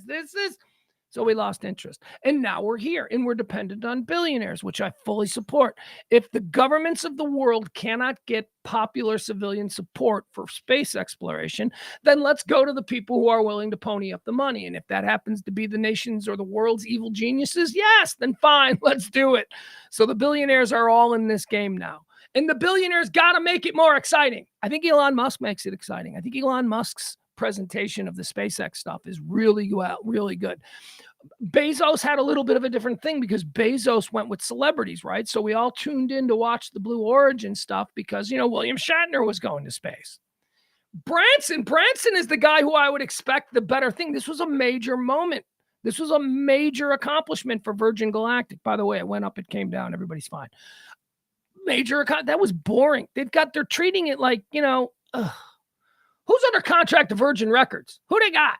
They got like Cardi B or somebody. Cardi B should have been the one sitting at the dais here talking about this. She should have been walking. So Cardi B and Bruno Mars. That's who come on, Richard Branson. We got to get people excited about space exploration. And you just shit the bed, my friend. Bill Gates is trending. Speaking of another billionaire, Bill Gates is trending because apparently he used a vetting firm. When you're Bill Gates, when you're a guy like Bill Gates, when you're a guy like Mark Cuban, as an example here locally, or just anybody of any sort of position and wealth who could very easily be the target of some unscrupulous actors. Anytime you're somebody like that, when you hire somebody to, be the person to answer your calls in your immediate outer office, or when you hire somebody to, deliver the mail in your immediate office, those people get vetted, and you have to have a special type of process to make sure, because you're giving access to one of the world's most influential people.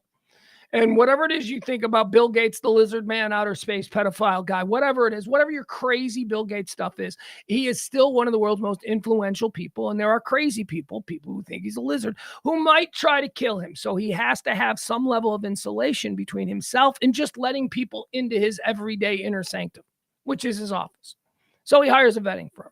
So he's in trouble because apparently the vetting firm was like asking nutty questions. Women interviewing for Bill Gates' private office were asked sexually explicit questions.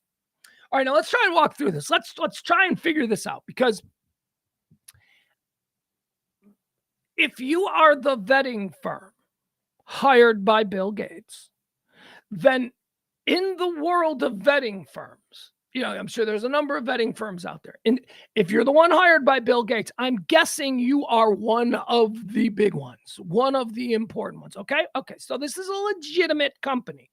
We've established that simply by their association with Bill Gates. It's a legitimate vetting firm. Female job candidates say extreme vetting process by a security firm sometimes included questions about pornography and sexual histories.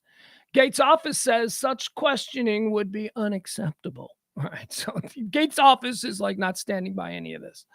So women they're vetted for everything. Do you have a crazy ex-boyfriend? Do we have to worry about, you got are you going through a custody issue? Are we going to have problems with your ex-husband? Is he going to show up? That kind of stuff. Have you ever worked for a tabloid? Are you just here? There are extra levels of investigation that they look to. I don't know if your porn fetish peccadillos are things that necessarily need to be asked, because those were some of the questions that were asked. Sexual histories were discussed. I don't know why that would be important. One of the questions was, have you ever been the victim of revenge porn? Which means, a boyfriend sending out nude. Look, I understand these kinds of questions as well, because if there is something humiliating about you, when you come into the inner sanctum of Bill Gates, what if you were to become his body man? What if at some point Bill likes you? What if all of a sudden now you're here and now you're really close to him, and some tabloid trying to embarrass him goes, Bill Gates' executive assistants, had sex porn. I get it. I get why you would want to see if there's any of that kind of stuff in the background. But these women a number of women are claiming that the security firm were just asking like pervy questions. So not good. We'll see how this goes. Actually, we won't see. This is the last you're going to hear of this story. The story's going to go away. Nobody's going to cover it. I'm never going to see it again. So whatever, think what you want and move on. Here's kind of a nice story. It's kind of nice. I don't know. What do you guys think? So recovering bigot is trending because there's this dude who I suppose we could just describe as a good old boy. He's a good old boy. Hell, he's even wearing his Texas Rangers hat. He's a good old boy. And here, let me show you this dude, just so we know who we're talking about. Seems like a nice man. Seems like why wouldn't you make something bigger? Does it actually get smaller? All right. So this is a dude. Here, let me give you his name. This is a click thing. I mean, he doesn't look like the kind of guy who would be click savvy, because this is great clickbait. Like this has gone viral. He's trending, recovering bigot. He doesn't look like the kind of guy who thinks in those terms, who thinks like, oh, this could go viral. He doesn't look like that. But I'm wondering if he's got a kid. I'm wondering if he's got a daughter with an Instagram account. Like, I'm wondering, where did this come from? Where did this story come from? Because here's the story. I'll read it to you. Justin Nash had an apology to make. He wasn't sure if anyone at the Denver Pride Parade would welcome it, but he woke up Sunday morning convinced that he had to try. He changed his lunch plans and set out for the parade so that he could share it, written in marker on a poster board with as many people as he could. Nash, 53, sat in his wheelchair. What's he in a wheelchair for?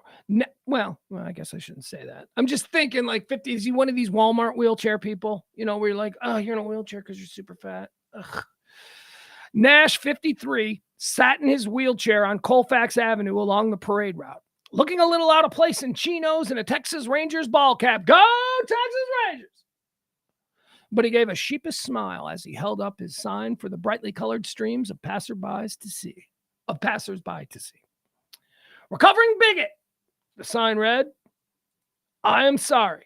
There he is. You got to look at him there, sitting there. It added that Nash was offering free hugs.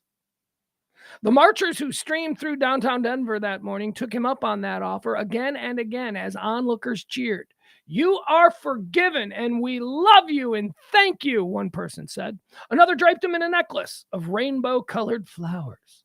Photos and videos of the recovering bigot hashtag went viral as, that's why I saw it, went viral as Nash's striking message of support and humility resonated on social media.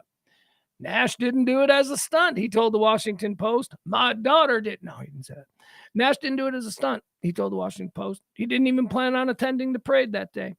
Nash had instead driven to Denver with his wife from their home in Amarillo, Texas, to visit family on Saturday. But when he learned that the city's Pride Parade was taking place the next day, he saw an opportunity to continue a long personal journey. For about 2 decades, he had been on a quest to unlearn beliefs he'd held about the LGBTQ community. He said he internalized these beliefs from his family and from his past religious beliefs growing up in the Texas Panhandle, beliefs that he now deeply regrets. For me to sit in that parade with that sign was 20 years in the making, Nash said. Nash described his previous beliefs in uncertain terms. He was taught that being gay is wrong. He's never yelled hateful things or outright shunned someone over it, he said, but he recalled an upbringing in which some friends and family cavalierly dismissed other sexualities and races in the crudest of terms. Well, there you have it. Anyway, there you go. That's why, what is it that's trending? Recovering bigot, I'm sorry. What is it? Hold on. It's recovering bigot. That's why recovering bigot is trending. All right, guy at a moment. Good for him, whatever. If you're happy, move forward. Nice. Why are you in a wheelchair, dude? 53, you're my age. That's why I'm angry about it. You're my age, man. I've been fat my whole life. I ain't anywhere near a wheelchair. Maybe he's got a problem, right? Look at me. I shouldn't take my health for granted. Should be maybe that's a thing. Although I don't know. Also, though, I should say this. It's not that I take my health for granted. It's just that I don't go to doctors. I'm probably riddled with a million different diseases. I don't know. I wouldn't know. I haven't been to a doctor since before the pandemic. I mean, unless you count getting shots. Who knows? Who knows what I got now? Am I right? I don't know. Yeah, I took my shots. Pete Davidson is trending. He ain't been trending in a while. Why is he trending? He goes to rehab for tune-ups. That's why he's trending. Pete Davidson's in rehab for like the 30th time in his life. Pete Davidson was involved. The last time we heard about Pete was a couple months back. Or actually, when was it? Was it when he was in court? Or remember he had that car accident thing? Here, let's pull this up. Let's see why he's in rehab again. He's been charged criminally. After criminal charge, SNL alum checks into rehab for PTSD issues. Ooh, what did he go through? What did Kanye put him through? This is probably having to do with his father in 9/11. Oh, okay. I thought it was the whole Kanye thing. Pete Davidson has checked into rehab for borderline personality disorder and PTSD, a move that comes just a few weeks after being criminally charged in a car crash. Anyone who knows Pete knows that he will always step up and get help when he knows he needs it. Let's see. He has a lot of people in his corner who love him and support him and are proud of him. These are Pete's friends talking. I would expect nothing else. What did he do? What's going on? Something that maybe this is just because of the accident, because like if he's going to look at charges on a car accident and he checks himself into rehab, then when he goes to court and he's going to answer those charges, he'd be like, yeah, you know what, man, I just want, maybe it's that kind of a deal. But then the source insisted that the Saturday Night Live funny man is taking a well-deserved break so that he can focus on himself and learn to better deal with his PTSD issues. The comedian is reportedly being treated at the very same Pennsylvania facility where pal John Mulaney sought help for drug issues last year. Pete regularly goes to rehab for tune-ups and to take a mental break. Oh.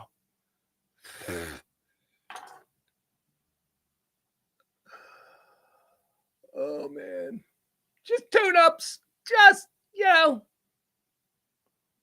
$50,000 rehab stay. Just a tune-up. That's all. Just, like anybody can. Yeah, Pete is so in touch with his mental health that he just sometimes goes into rehab for tune-ups, $50,000 a pop. Sometimes more. I don't even know. He might be going to these like super expensive celebrity places if it's the one where Mulaney went to. Anyway, my point is this. Don't scoreboard me with your mental health awareness. Tune-ups. I know somebody who has been trying to get their brother into a rehab facility for 20 years. Dude goes for tune-ups.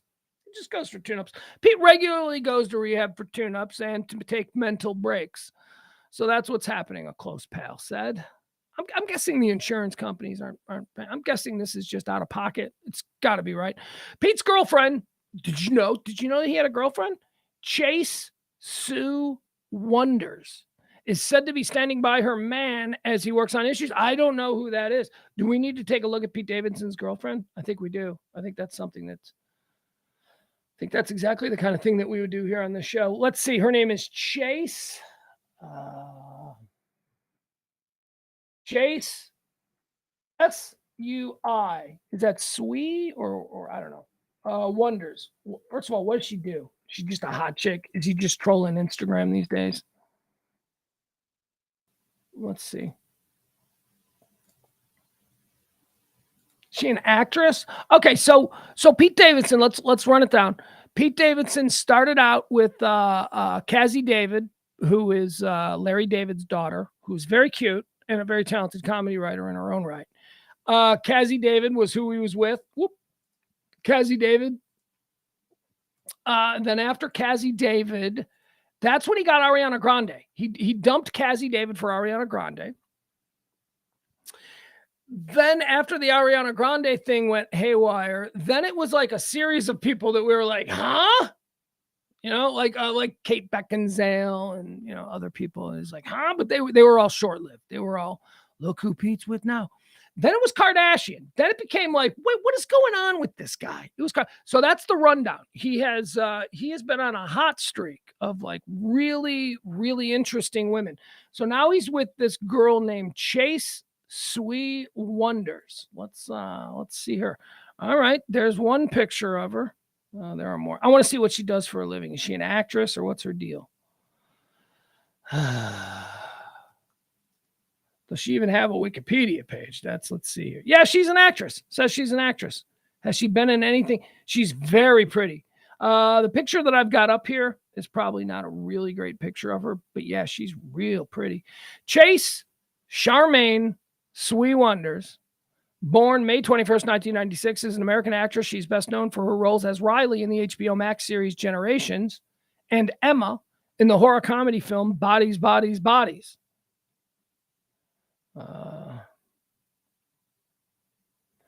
Wonders was born in Detroit, Michigan. I always like to look early life, right? I like to see what kind of money they come from, because everybody who breaks through in Hollywood has some kind of money in their background. Their dad is never a cop and their mom is never like a dishwasher, right? It's always something big. Wonders was born in Detroit, Michigan. Her father is of Chinese ancestry and her mother is of European ancestry. Ooh, she's got that good mix. That's a good mix. They are both American in nationality. She is the niece of international fashion designer Anna Sui. Okay, there you go. There you go. She graduated from Harvard University, magna cum laude. She's badass. Pete Davidson has a badass girl.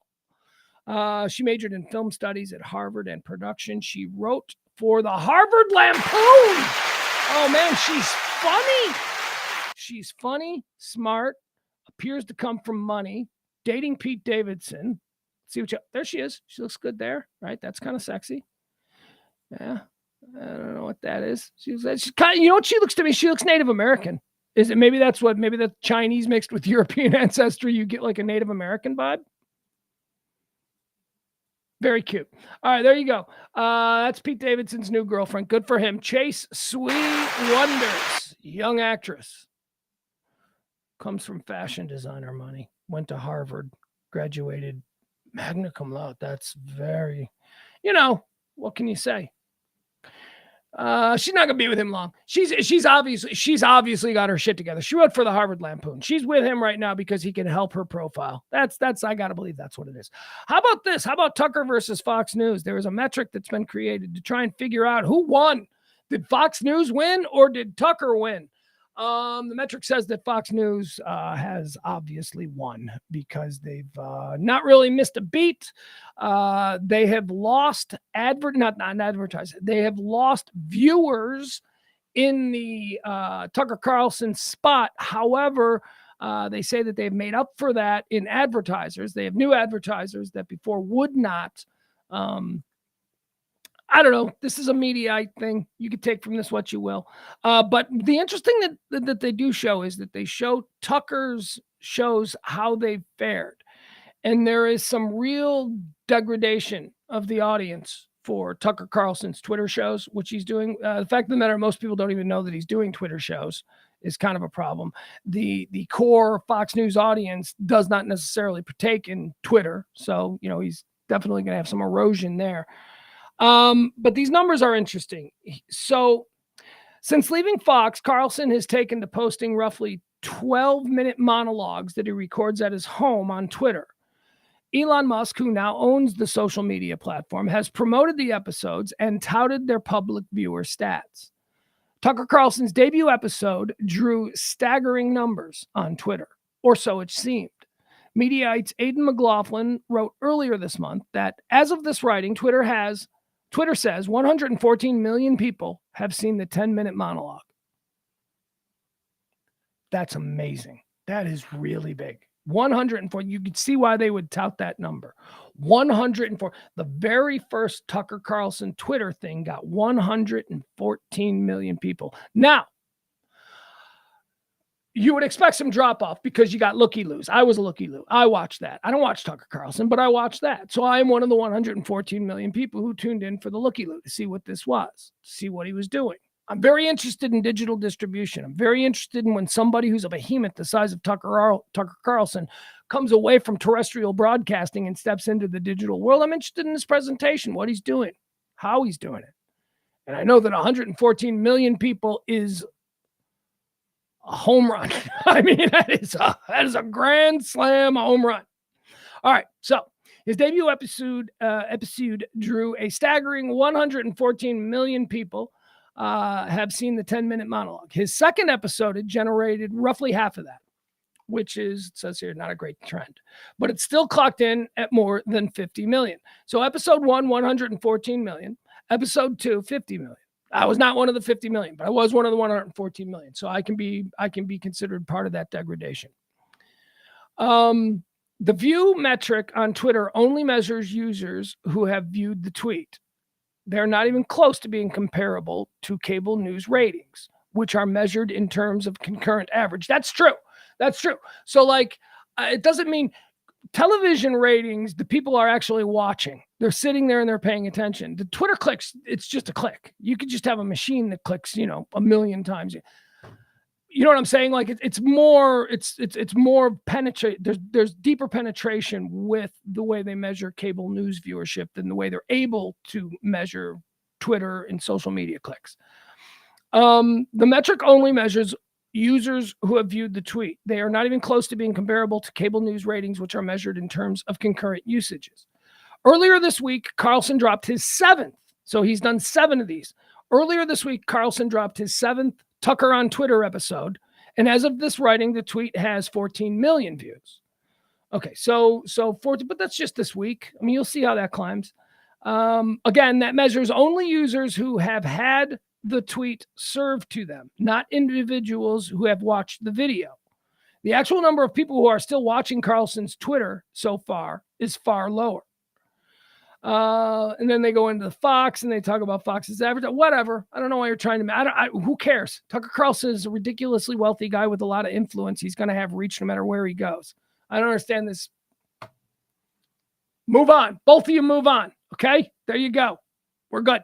Australia is making news. Australia is the first country in the world to say that MDMA is legal for research and for treating of PTSD and all that. They're the first in the world. A lot of countries have been messing around with it, but now Australia, if you have PTSD, you can take MDMA legally. There you go. Australia. Ecstasy. It's the love drug. And I can completely, having done ecstasy, not in 20 years, but having done ecstasy, I can completely see why people who are having a very difficult time, reassimilating or whatever, I can completely see how ecstasy, MDMA, would be something you'd want to let them try. You'd want to let them try and just relax. MDMA makes you happy. That's why it's called ecstasy. It's because it makes you happy. It puts you in a good mood. It makes you just get rid of all of the things that are causing you stress and anxiety and just say, you know what? Air tastes good. That's what MDMA does. MDMA makes you appreciate air, colors, people. Oh my God, look at you. You're standing in front of me. Have I ever told you how much I really care about you? That's what MDMA does. So I can see why you'd want to make that illegal. I can see why you wouldn't want people having those kinds of I'm a big advocate for MDMA. I haven't done it in 20 years. You remember when it first came out? I remember when ecstasy first came out. I spent like probably 15 years of the ecstasy boom back in the 90s when I was going to parties, raves. I was going to these things and people were doing ecstasy and I'm like, no, 2020 says it burns holes in your brain. Fucking media. you know how many good times I probably could have had in my 90s or in the 90s? If I had just not been afraid to do ecstasy. I didn't even try ecstasy for the first time until a really smart girl who I was hooking up with, and she was really smart and I respected her. Really smart girl I was hooking up with. She was like, let's do this. And I'm like, all right, let's do that. And we stayed in and we watched movies and it was awesome. It was awesome. It's not like LSD. People are like, oh, is it like acid? It's not like acid at all. It just puts you in a good mood. And it's not really about sex. It's not about sex. It's more about holding hands. That's what MDMA is, at least in my experience. All right. What else do we have here? Most expensive cities list came out. This is kind of fun. We like to go through these things. We like to figure out what kind of places are, where the big hoity-toity folks are all living. And would we want to live there? Like these cities are the most expensive cities, but do we want to live there?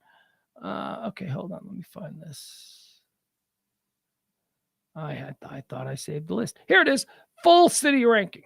All right. Good news for us. Dallas is shooting up the rankings. That's good news is because it means that there's money. It means it's a thriving economy. But Dallas, Texas is currently the 53rd most expensive city in the world to live in, which is crazy because, I'd always thought Dallas was incredibly affordable. Like when I moved here in 2001, it was incredibly affordable. It's changed. It's really not. Dallas, Texas, particularly this area here, the Dallas, Texas suburbs, the Metroplex, it is not affordable. The number one most expensive city to live in the world is, and this is no shock, it's been the most expensive city for a long time, Hong Kong. That's right, Hong Kong, with all that shady ass communist stolen money and all that stuff. Hong Kong, very expensive. Number two, Singapore. That's right, Far East dominating so far the list of the most expensive cities in the world. Zurich, Switzerland. Zurich, right? Because of the Swiss bank accounts and stuff like that. Super fancy. Geneva, Switzerland. Again, Swiss bank accounts. Comes in as the number 4th most expensive city on the globe. And number 5, Basel, Switzerland. Swiss bank accounts. So there you go. The top 5 most expensive cities in the world. 3 are in Switzerland and 2 are in the Far East. You got to be figuring, when does America get involved here? Because I know there are expensive cities here in America. Well, that happens at number 6, New York.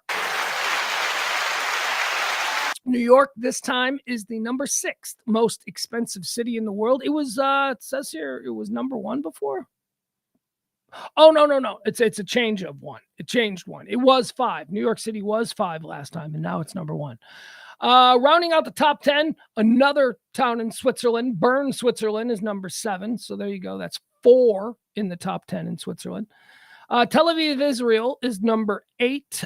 Copenhagen, Denmark is number 9. And the 10th most expensive place to live on the globe, 10th most expensive city, Nassau in the Bahamas.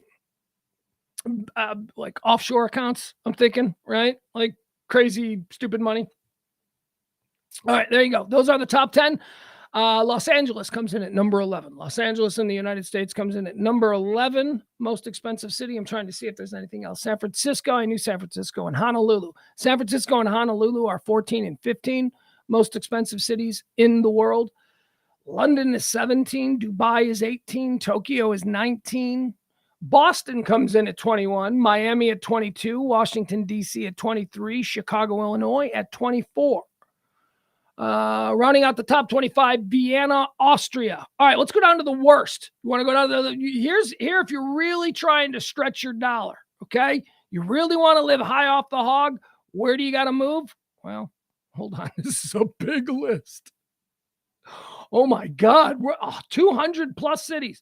All right, here we go. All right, so if you really want to stretch your dollar, where's your dollar going to go the farthest for you? Well, you're going to have to move to the least expensive city on the globe, Islamabad, Pakistan. You don't like Islamabad? How about Karachi, Pakistan? Here's one. And I'm not shitting you on this one. This is the 3rd least expensive city in the world to live.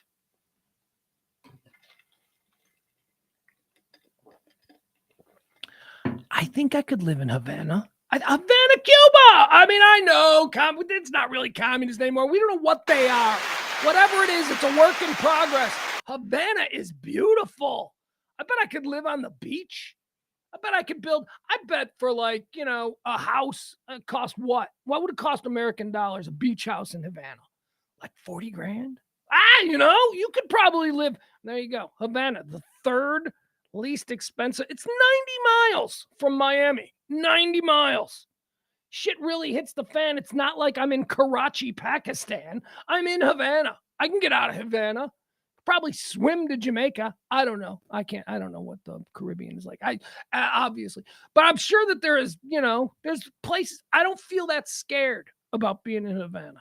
And anyway, what else? What else do we got? Tajikistan, then a bunch of places, Nambia, place in Turkey. Anyway, there you have it. Cairo, Egypt. I would think Cairo, Egypt would be a better, more worldly place. Cairo, Egypt, the 217th ranked city for expenses. There you go. All right, that's going to do it. That's all the stuff that I have prepared for you as of today. So let's jump over. I haven't been checking the chat room as I promised. I don't know if April's been throwing breaking news at me all day. I have been derelict in my duties. I do apologize. Good time to remind you all that the show does run on your tips and your gratuity, so I do appreciate that. End of the month, you know what that's about. We don't do very well during the first 3 weeks, so we rely on your gratuities here as we come up on the first of the month and all them bills that are due. Appreciate you for helping. A lot of you can be counted on every month, and thank you so much for that.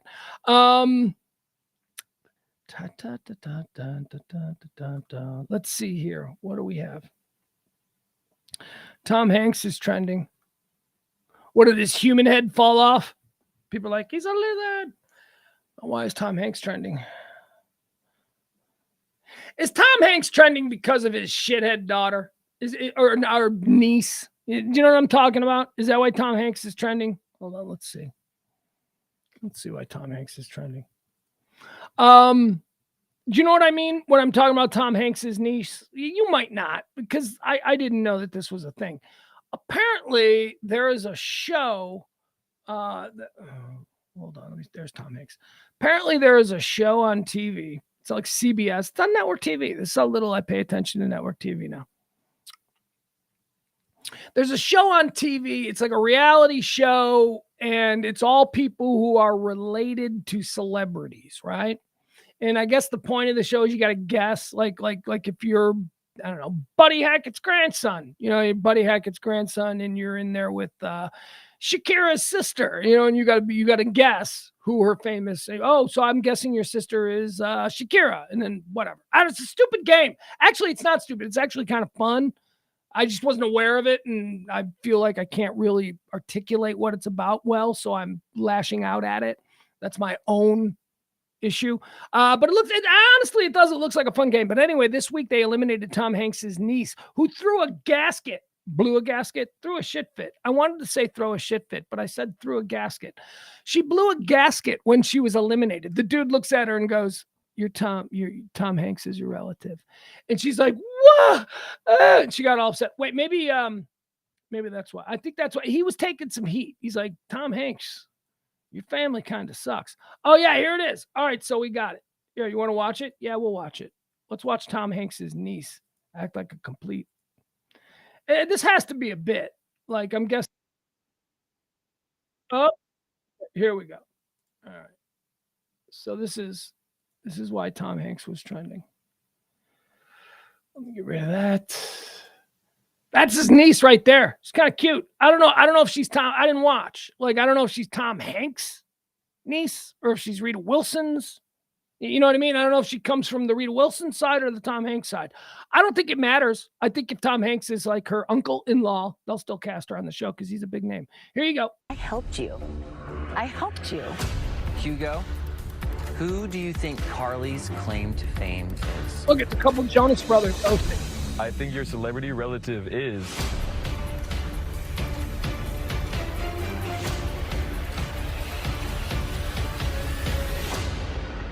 Tom Hanks. Well, let's find out if you're right. Everyone, please take a look at the screen.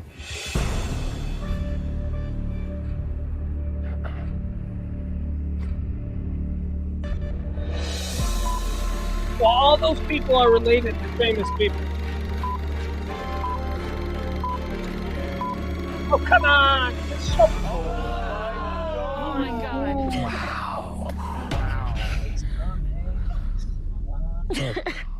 All right. Carly, wow. This is where she he was correct. Congratulations, Hugo. It is Tom Hanks.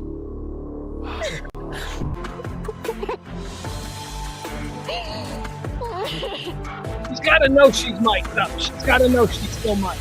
And just like that. You who? Boy. Damn. These freaking colors are so freaking obvious! freaking bench. That's a freaking poster of freaking Forrest Gump. Are you kidding me? She's screaming. Why a bench? Okay, so you hear what she's saying? She's complaining that the clues that her uncle was Tom Hanks were too easy. Apparently, one of the clues was there was a bench, which would of course be, life is like a box of chocolates. And then she's like, there was a freaking Forrest Gump poster. Like they showed a Forrest. She was mad about that. She's pissed. All right, let's hear what else she has to say, because she goes off for a little bit. There's literally no reference to benches on any other movie. Even Gabriel found out. He's not even like smart. For real? That's cold. Damn. I didn't even get to do any challenges.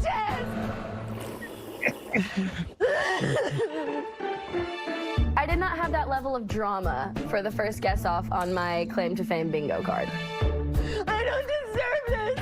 I should have more camera time. I should be here longer. And we're only on guess off number 1. Did you get that? Man, is that a bad look? I don't deserve this. This is Tom Hanks' niece. I don't deserve this. I should have more camera time. I think the right choice was made. No one expected that. No one. So there you go. Tom Hanks' niece is a piece of shit. Yeah. Well, at least if she's not a piece of shit, she is comfortable portraying herself as a piece of shit, which I don't know. She'd have to explain to me what the benefits of that are, because you would want, as Tom Hanks' niece, you certainly, if you're Tom Hanks, are you like, oh Jesus, ugh, this is such a bad look. Why can't she just be sweet? Tom Hanks is like, he's got Colin Hanks, perfect. Colin Hanks, Tom Hanks has got to be like, with his son Colin, who's like an actor who's in a whole bunch of stuff. Colin Hanks has got to be like, man, Colin, thank you. Just, thank you for being like a good dude, for being a talented actor, for being a grinded out in Hollywood guy. You're not making a spectacle of yourself. And then he moves on to Chet. And we all know Chet Hanks. Chet Hanks is a huge embarrassment. Chet Hanks is Tom's youngest son. He's a fool. We know that. Look, if you don't know who Chet Hanks is, just go Chet Hanks YouTube. He's a complete D-bag fool. He's like, he makes Herschel Walker's kid. Remember Herschel Walker's kid? He makes Herschel Walker's kid look tolerable. But whatever. Tom Hanks is like, hey, he's my son. I love him. Yeah, I know he's an asshole. And now we got the niece. Now we got Tom Hanks' niece. I'm telling you, Tom Hanks' niece. More like Chet Hanks than Colin. No one can complain about Colin Hanks. Colin Hanks seems wonderful. No problems there. All right, I think that's why Tom Hanks is trending. Affirmative action is trending. Supreme Court is trending. SCOTUS is trending. All of those things. Clarence Thomas is trending. Kyrie Irving is trending. Why is Kyrie Irving trending?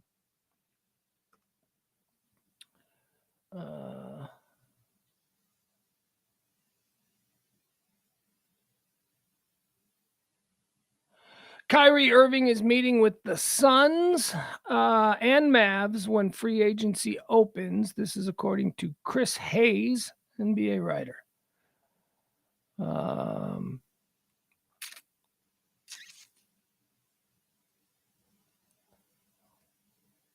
Jeez. Yeah, okay. So anyway, the news about Kyrie is that apparently he's apparently the Suns are in play. So, whatever that means. What else do we have here? Anything else trending? Diet Coke, we talked about that. Diet Coke is trending. Because of the aspartame, can't have Diet Coke anymore. Okay, that's going to do it. I don't think there's anything else. That's pretty much it. You know what? No, that's not it. Let me look at headlines. Let me look at new headlines. Let me refresh the headlines page and see if there's anything new that's coming up. I got stuff to do today, and I'm trying to put it off. All right. Tiffany's is still a headline. Tiffany's flagship store in New York City burning down. Supreme Court says again, this is a Supreme Court big decision on affirmative action, big decision on Christian workers and days off they're allowed to ask for. Why is this Tucker Carlson versus Fox story being pushed so hard? It's on like 3 different headline and aggregation sites. Dylan Mulvaney. Oh, we got. Do we want to open this can of worms? She's now angry at Bud Light. She's now talking shit on Bud Light. She attacks Bud Light. Why? Because no one's been talking about her for a couple of weeks, and now she's like, I want to be talked about again. I'm gonna break bad on Bud Light. All right, that's gonna do it. We got nothing else. That's pretty much it. We've covered everything from tip to top, from tip to what would that be? From tip to toe. From tip to toe. We've done everything from tip to toe that you need to know. Look at me rhyming, not even trying to. Come back and join us tonight at 9 o'clock for the Radio Misfits show. That's myself, Pugs Moran, James Parker, and E the Artist. We do that show every Monday through Thursday at 9 p.m. Central Standard Time. It's the Radio Misfits show. Just 3 dudes chopping up the day's events and just talking about all kinds of nonsense. Join us. It's a bit more conversational, a bit more silly. This, I like to say that this show we do every Monday through Friday, noon till whenever, is just, infotainment. It's educational. I'm trying to utilitarian. I'm trying to provide you with something that you need, which is a little bit of knowledge about everything that people are talking about out there. I don't want any listener of this show to ever be walking around bumping into people going, people when they say to you, hey, did you hear about? And you're like, oh, no, tell me about it. Because now you're a victim. Now you're being victimized by their filter. Whatever it is that they heard, you're going to get that. I would like you to have my filter so that when they come up to you and go, did you hear about it? You can say, yes, I did, because I listened to the High Noon Report on the Radio Misfits podcast and streaming network every day at high noon.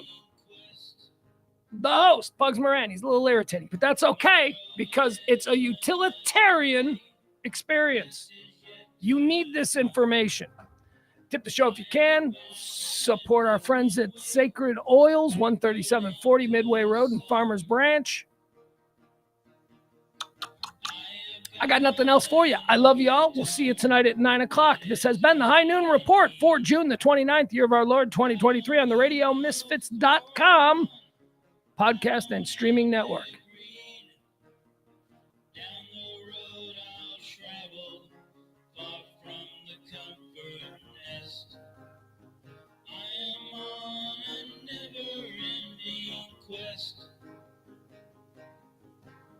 Tomorrow is another day, the best is yet to come. I have found a different way, so baffling to some. I can smile a little now, things are going good. I always had to be on guard, that is understood. Down the road I'll travel, far from the comfort nest. I am on a never-ending quest. I am on a never-ending quest.